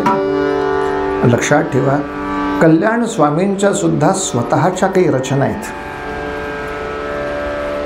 म्हणजे फक्त समर्थांचंच वाङ्मय त्यांनी लिहिलं असं नाही, ते स्वतः सुद्धा अत्यंत उत्कृष्ट कवी आहेत, काव्य प्रतिभा आहे. कल्याण स्वामींचं पद आहे समर्थांवरचं. किंबहुना दासबोधाची आरती जी लिहिली आहे ती कल्याण स्वामींनी लिहिलेली आहे. आणि जे व्हायचं तेच झालं. पानमळ्यात जाऊन सर्पांनी दंश केलाच. काळं निळं अंग पडलं, कल्याण आडवेही पडले. मठामध्ये बातमी गेल्याबरोबर समर्थ तिथे आले, योग्य ती औषधी झाली, कल्याण पुन्हा सजीवित झाला. सगळे म्हटले, बघ सांगत होतो ना जाऊ नको. तो म्हणला, बघ मी सांगत होतो का नाही, मला मरू देत नाहीत ते. मी पण हेच सांगत होतो का नाही, काही का होईना मला मरू देत नाहीत बघते. कारण हा आमचा सद्गुरू कसा आहे माहिती आहे का? तो मज आवडतो आवडतो, तो मज आवडतो आवडतो, तो मज. काय शब्द आहे? आता काय करणार, गुरुने दिलंच आहे, करणंच आहे काम. असा त्या कामाचा रूप नाही. हा गुरु मला इतका आवडतो, त्याच्यासाठी काय करू? आवडतो आवडतो, तो मज आवडतो. मम स्वामी निशिदिनी अंतर्यामी, निशिदिनी अंतर्यामी, तो मज आवडतो आवडतो, आवडतो तो मज.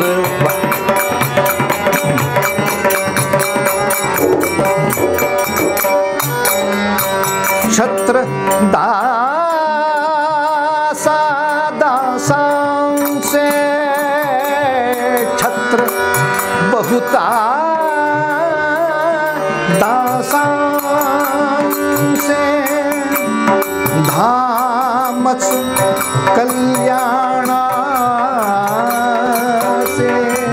ते धामच कल्याणाचे,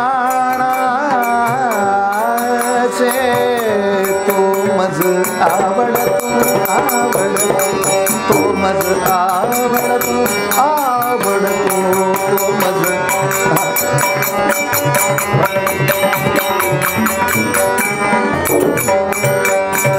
तो मज आवडतो मम स्वामी निशिदिनी अंतर्यामी तो मज आवडतो.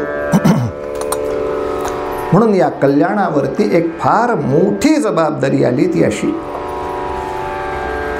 की कल्याणा आपल्या संप्रदायाच्या सर्व साधकांच्यासाठी एक महान ग्रंथ करायचा.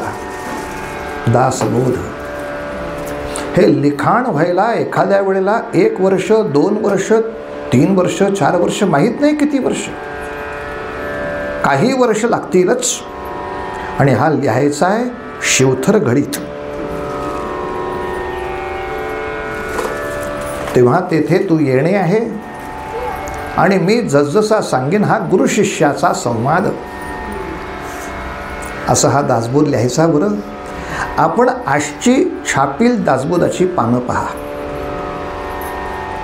जेव्हा छापील पान असतं, 1 पान छापील म्हणजे लेखी 3 पानं.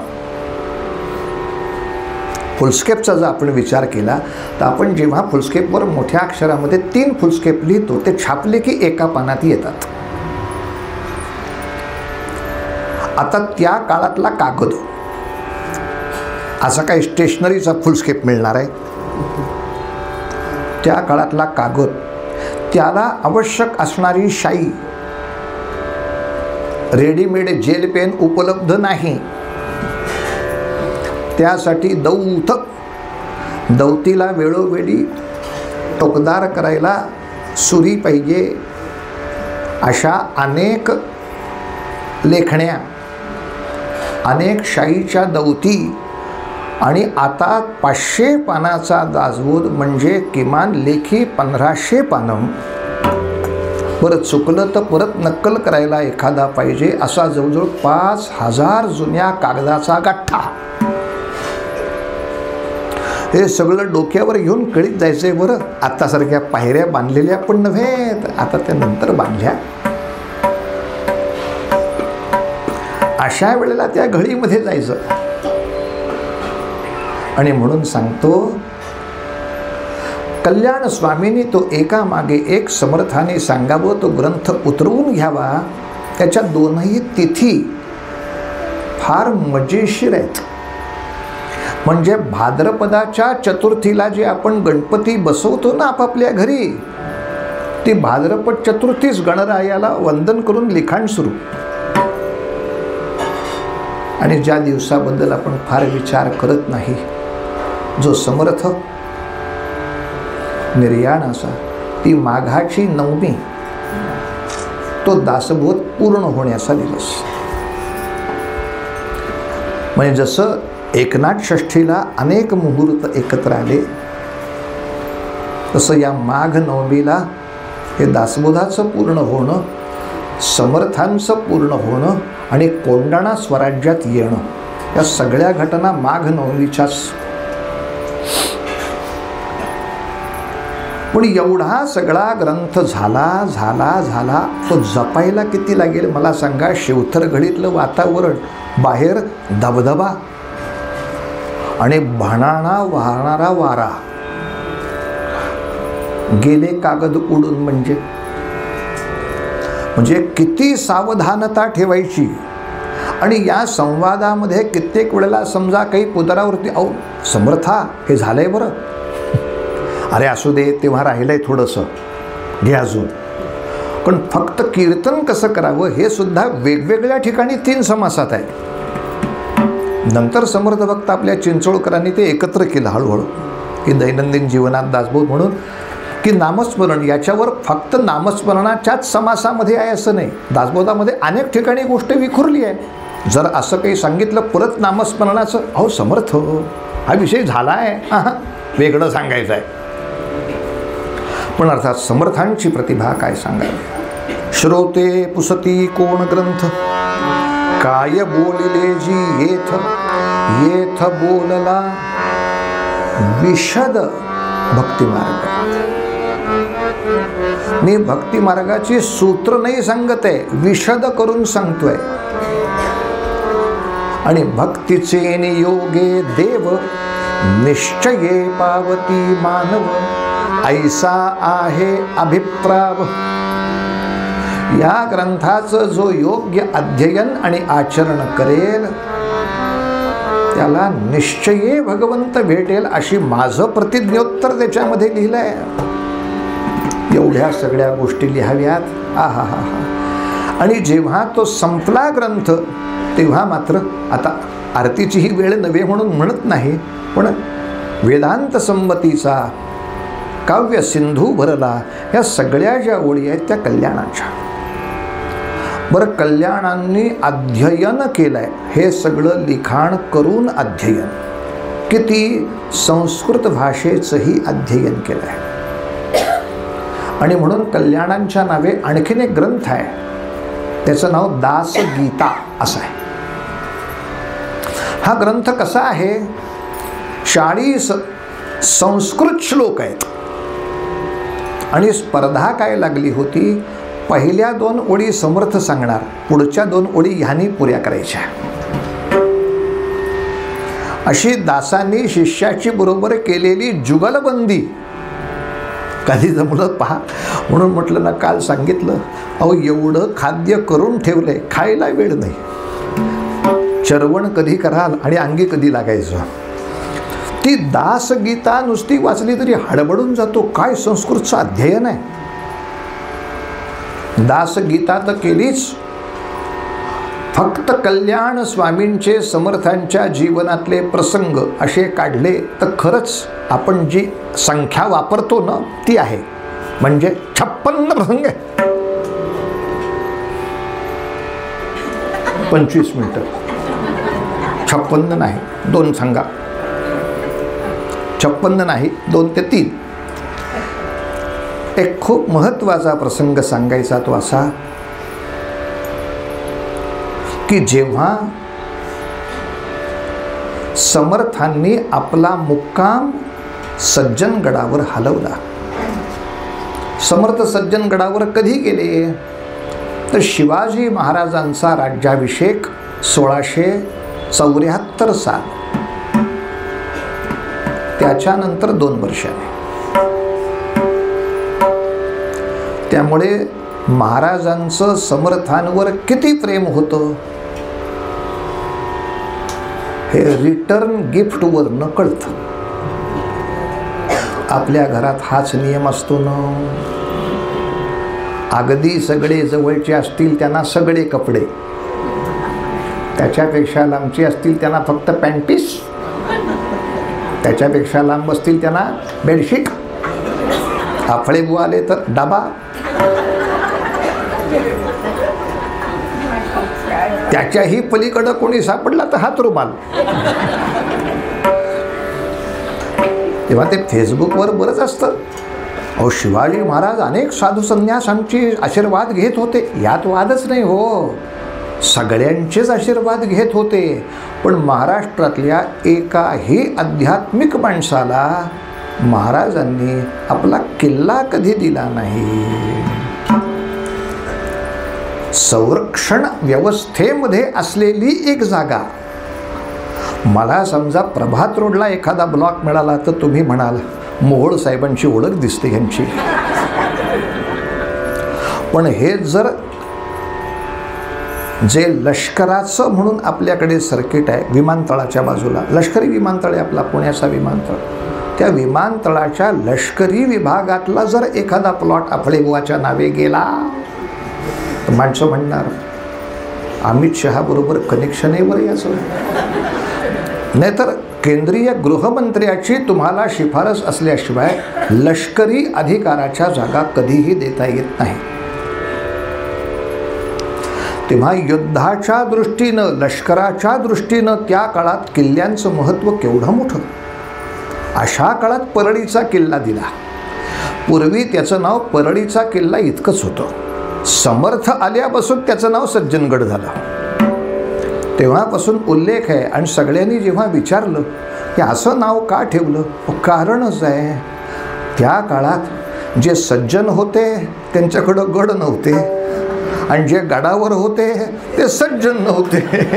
या सगळ्या विचित्र अखत्यारीमध्ये समाज अडकलेला असल्यामुळे शिवाजी महाराज आले तेव्हा गडकरी चांगले झाले. आता गडकरीचा अर्थ नीट घ्या. तेव्हा ही सगळी गडावरची माणसं, म्हणून त्याचं नाव सज्जनगड. सज्जनगड म्हणजे सज्जनगड. पण पंचायत अशी झाली की हवामानाच्या दृष्टीनं तो चांगला, पाण्याची सोय कुठे, पाण्याची सोय कुठे आहे. म्हणजे समर्थ तिथे आले ते जवळजवळ 100-150 त्यांच्याबरोबर त्यांचे विद्यार्थी. बरं, हे सगळे दिवसभर काय करत असत? अनेक ग्रंथांना उतरवून घेणं. कारण पूर्वी छपाईची कला अवगत नसल्यामुळे ज्ञानेश्वरीच्या 10 प्रती पाहिजे असतील 10 मठांना. उपाय काय? दिवसभर लिहित बसणे. मग एकेकाकडून अनेक प्रती निर्माण करणे. बरं, दासबोधाच्या अनेक प्रती निर्माण करणे, कारण वेगवेगळ्या मठांना त्या पोचवायच्या आहेत. बरं, नुसतं निर्माण करून उपयोग नाही, त्याच्यावर सेन्सॉर बोर्ड, प्रूफ रिडिंग. एखादा माणूस काना मात्रा पलीकडे अलीकडे खाऊ शकतो, आपण तसे खादाड आहोतच. अरे ह्यातला काना कुठे गेला? मग गेला गोकुळात काना तुमचा. हे असंच झालं. मग तरी अवधान एकले दिशे, मग सर्व सुखाशी पत्र होई. अरे पत्र नाही गधाड्या, पात्र होई जे. तो काना कुठे काढलास? सर्व सुखाशी पत्र होई जे. गोंधळ व्हायचे. या शिष्यवर्गाकडून अध्ययन, व्यायाम, साधना, लिखाण आणि अधिक समाजामध्ये या सगळ्या रामदासी संप्रदायाचा प्रचार प्रसार एवढी कामं असत. आणि याच्यात ह्या पठ्ठ्याने काम केलं. मी असं करतो, खालती नदी आहे, मी हांडे घेऊन खाली जाईल, कावड नाथांसारखी, त्या कावडीमध्ये हांडे भरीन आणि किल्ल्यावर आणीन. आताच्यासारख्या पायऱ्या पण नाहीत, तात्पुरती पायवाट. अरे पण ते पाणी आणता आणता तुझं काय होईल? त्या नदीचं नाव सुद्धा मेलं, ऊरमोडी. बहुतेक यांच्यासाठीच नावं ठेवली असल्यासारखी आहेत. ऊरमोडी नदी, ऊरमोडी.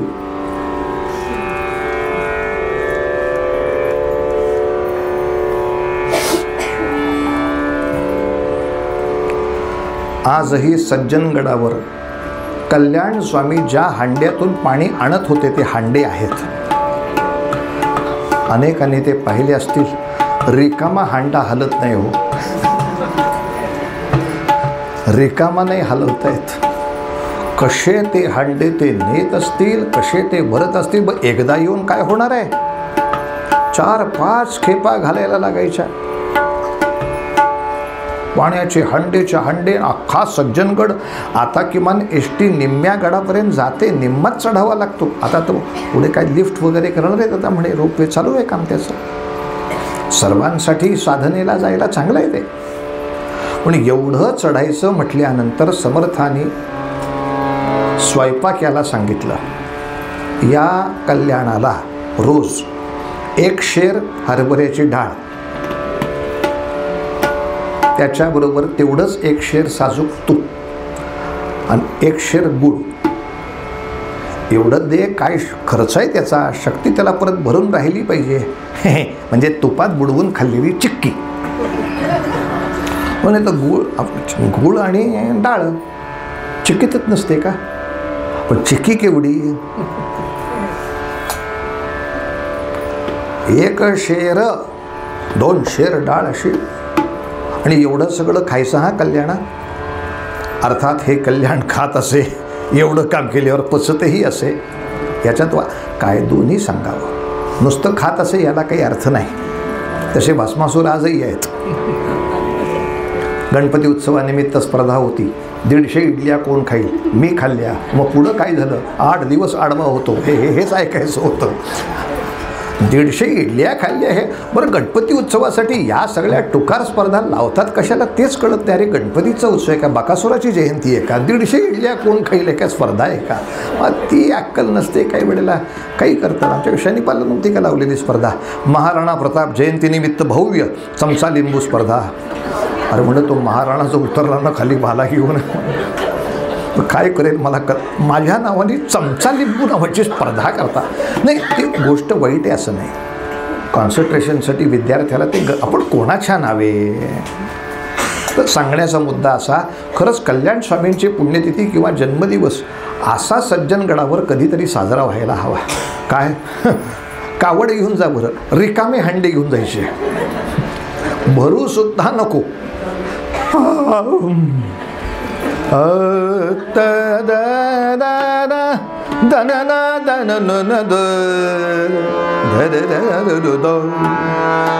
या प्रकारामुळे त्यांचं एक नाव पडलं, डाळगप्पू. कल्याण कोण आहे? डाळगप्पू. आणि कथा निरूपण शिकवायला समर्थ बसले. त्या शिष्यांमध्ये बडबड चाललेली, नुसते ढोरासारखी कामं केली म्हणजे काय रामदासांचं दासी येत नाही. ते ऐकलं समर्थानी, श्रवण मनन सगळं आहेच. कावड घेऊनच कल्याण चालला होता. त्याला, ए कल्याणा इकडे. हां, अरे पोरांनो, तुम्ही दासबोध लिहिलेत ना सगळ्यांनी? हो. मग ऐसा सद्गुरू पूर्णपणी, पहिली ओळ आहे, पुढच्या ओळ सांगा. पुस्तकात बघावी लागेल, बघायला लागेल. कल्याणा पुढे, तुटे भेदाची कळसणी. थांब, कुठली ओवी आहे? 7वा दशक, समास 1, ओवी क्रमांक 18 आहे. काढून बघितली. हा आमचा डाळगप्पू. म्हणजे तुला कसं काय पाठ जाता येतं, उद्योग काय आहे? जे लिहिलंय ते सगळं आठवून कधी कारण नाही सांगितलं. काय करणार, मला कामच एवढं आहे, कधी पाठांतर होणार माझं, कसं पाठांतर, कारण नाही. ते काम करत असताना इतका अप्रतिम सर्व दासबोध जवळजवळ मुखोद्गत नव्हे, उलटा सुलटा. म्हणजे तुम्ही संख्या सांगा ती ओवी सांगतील, ओवी सांगा ते संख्या सांगतील, इतकं अचूक काम. आणि तो प्रसंग सर्वात जगप्रसिद्ध आहे. सज्जनगडाच्या अशा तटबंदीवर उभे असताना अचानक जोरात वारा सुटला आणि समर्थांच्या अंगावरती जे उपर्ण होतं, जी छाटी होती, उडाली. अरे कल्याणा छाटी ही उडाली, अरे कल्याणा छाटी ही उडाली, अरे कल्याणा, अरे कल्याणा, अरे कल्याणा छाटी ही उडाली. असे ऐकून या उडी तोच घाली, तसे ऐकून या उडी तोच घाली. छाटी धरून या पडे तिथे खाली, छाटी धरून पडे तिथे खाली. सद्गुरूची भक्ती कशी म्हणावी, कशी तुलावी, कशी म्हणा. जी तटबंदीवरनं पठ्याने उडी मारली, छाटी धरली आणि जिथे जागा होती तिथे खाली पडले महाराज. आता पूर्वी जमीन, किल्ल्याची जमीन, माती भरपूर होती, भुसभुशीत माती, त्याच्यावर पडले. फार काही हाडं मोडली नाहीत, कारण लहानपणापासून दूध प्यायले होते, चहा नव्हे. हाडाला मिळणारं कॅल्शियम कशातनं मिळणार? दुधातून. चहा नावाची वस्तूच नव्हती. दुग्धप्राशन चांगल्यापैकी खाणं, त्यामुळे हाडाला काही लागलं नाही. तसे तिथनं चालत आले. अनेकांना ह्याची शंका आली बरं का, असं पडलं तर फार काही हानी होत नाही ना, म्हणून अलीकडच्या काळात पण एकाने तिथनं उडी मारून बघितली आहे. ठीक आहे, परीक्षा म्हणून उडी मारून बघणं हा विषय वेगळा. पण त्या क्षणाला समर्थ म्हणाले, याची लहानपणची गच्चीवरनं उडी मारायची सवय काही जात नाही. पण याच्या घरी गेलं होतं, हे गच्चीवरनं बघत होतं. समर्थ आले म्हटल्यावर त्याला काय आनंद, गच्चीवरनंच उडी मारलीत खाली. पायऱ्या उतरायचं सुद्धा ह्याला भान नसतं. भयंकर विचित्र माणूस आहे. पण अशा कल्याणाला सोलापूर दौऱ्यावर नेलं. त्याच्या बंधूंना साताऱ्याच्या शेजारी शिरगाव नावाचं जे गाव आहे त्या गावाचा मठ चालवण्याची जबाबदारी दिली. आणि नंतरच्या काळात तर सांगितलं, शिरगावची माणसं मठ चालवतील. उत्तर देशामध्ये या राम उपासना वाढल्या पाहिजेत.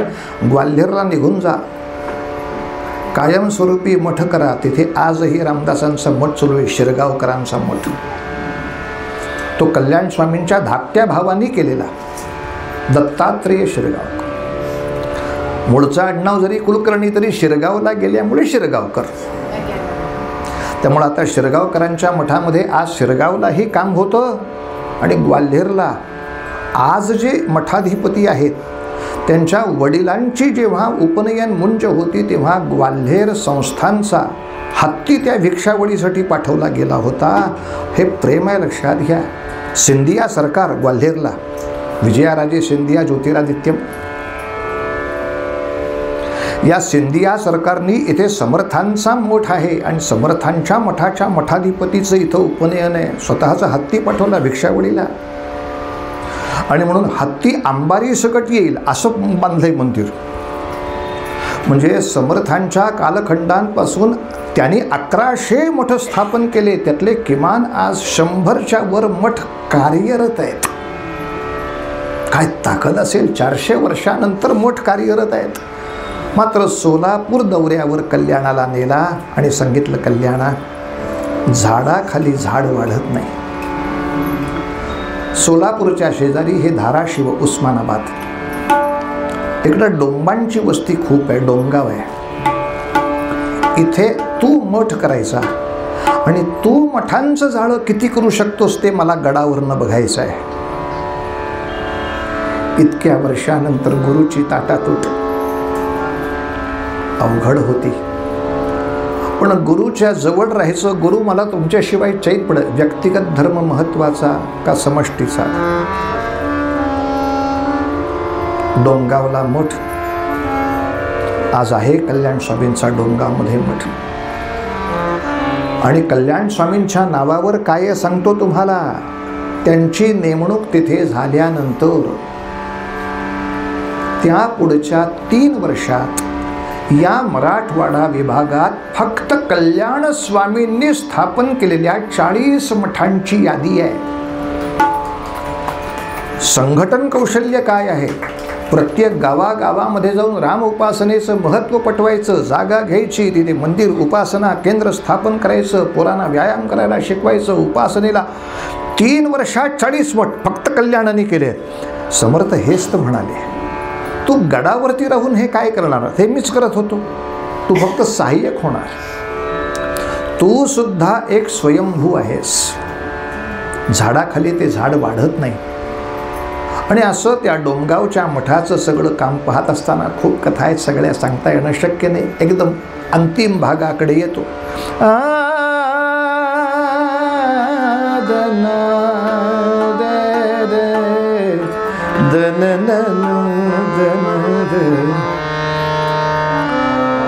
-1980 साल शिवछत्रपतींचं निर्याण झालं.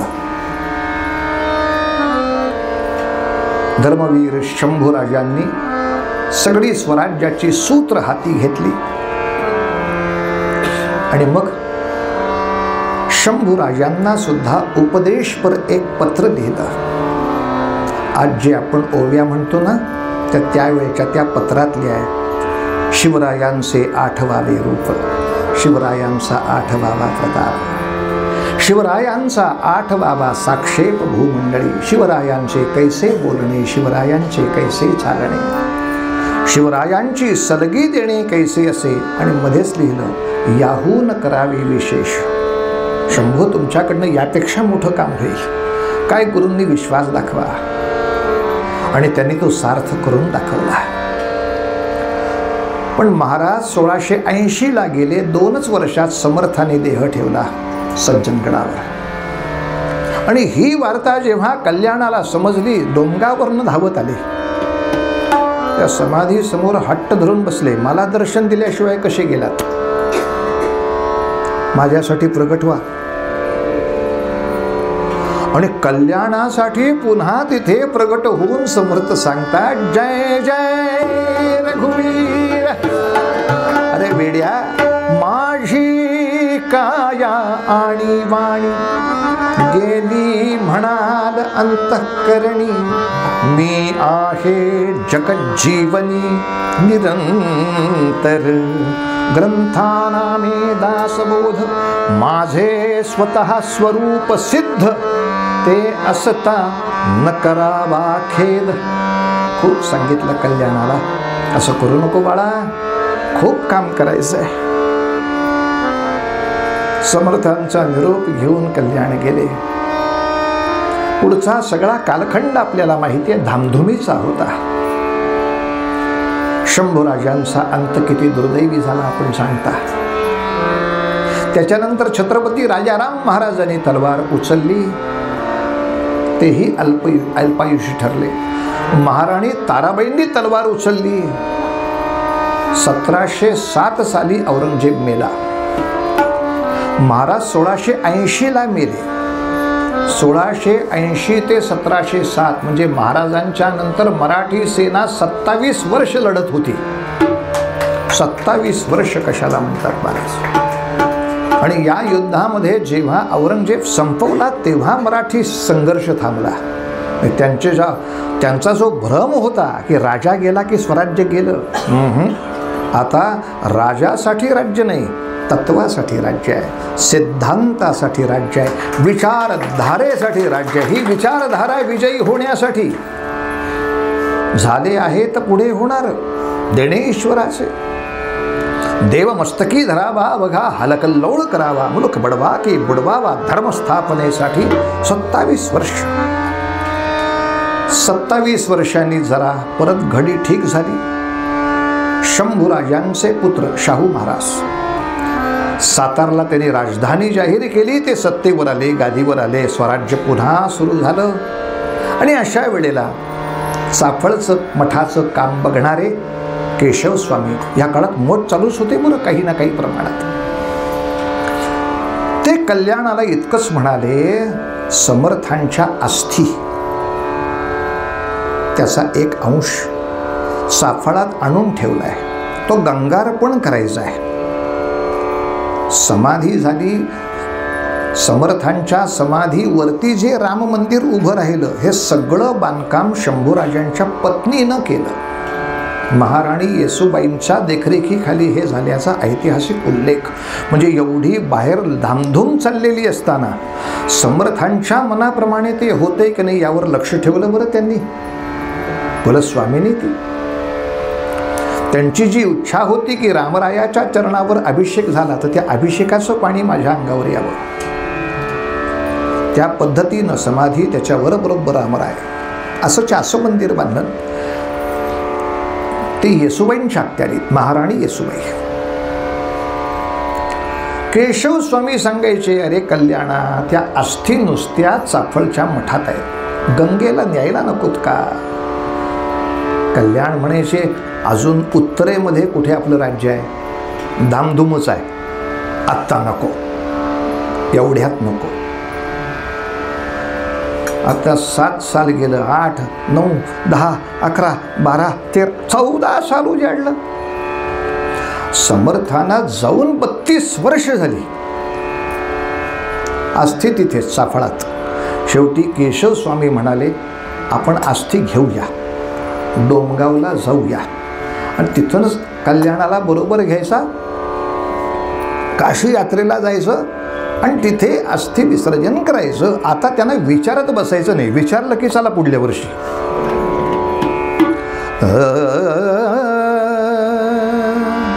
अस्थि कलश घेतला. केशव स्वामी डोंगावात आले. स्वामी, आपण कल्याणाला घेऊन जाणार आहे. नाही घेऊन जाऊ शकत. का? 1 दिवसापूर्वीच कल्याण स्वामीने देह ठेवला.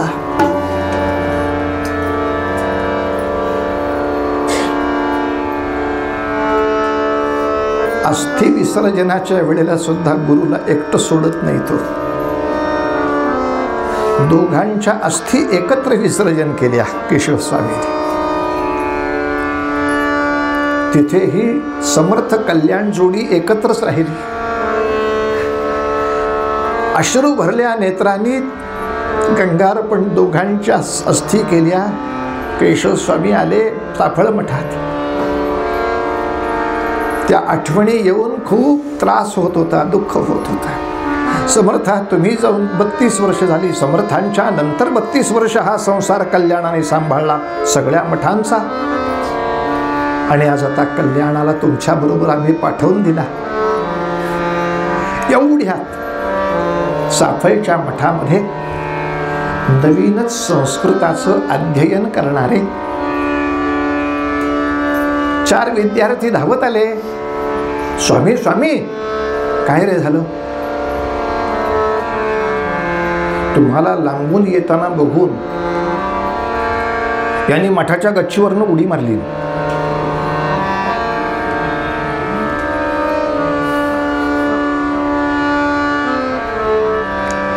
कल्याण, तू अजून चाफळमध्ये आहेस. तू आमच्या शिष्यांमध्ये आहेस. निराश होऊन चालणार नाही, गप्प बसून चालणार नाही. अनेक अंबाजी उभे करायचे आहेत, अनेक दत्तात्रेय उभे करायचे आहेत, अनेक उद्धव उभे करायचे आहेत. हा रामरायाच्या भक्तीचा शक्तियुक्त संप्रदाय चढता वाढता न्यायचा. पुन्हा केशव स्वामी कामाला लागले. महाराज लक्षात घ्या, केशव स्वामींनी चाफळ मठातून पुढे निर्माण केलेल्या सुद्धा त्या लहान लहान विद्यार्थ्यांची संख्या 121 आहे. हे नवीन 100 मी उभे करीन. पुन्हा एकदा कल्याणाला आणीन. ते तर कल्याणाला काय वाटेल, समर्थ गेल्यावर मीही आत्महत्या केली असती. नाही, मी 32 वर्ष सांभाळला ना संसार. हा संसार याच्या पुढे तुम्हाला सांभाळायचा. असा केशव स्वामींना झालेला संदेश पाहता असं वाटतं की हाच उपदेश बहुतेक महाराजांनाही झाला. आणि महाराजांनी त्यांना, समर्थांना, कल्याणाला, मारुतीरायाला वचन दिलं, आम्ही चालवू हा पुढे वारसा. आणि हा महाराजांचा वारसा तुम्ही आम्ही सगळेजण चालवण्याचा अट्टहास करतोय. तेव्हा या तुमच्या आमच्या सर्व प्रयत्नाला, साधनेसह राष्ट्रभक्तीच्या प्रयत्नाला समर्थाने उदंड यश द्यावं.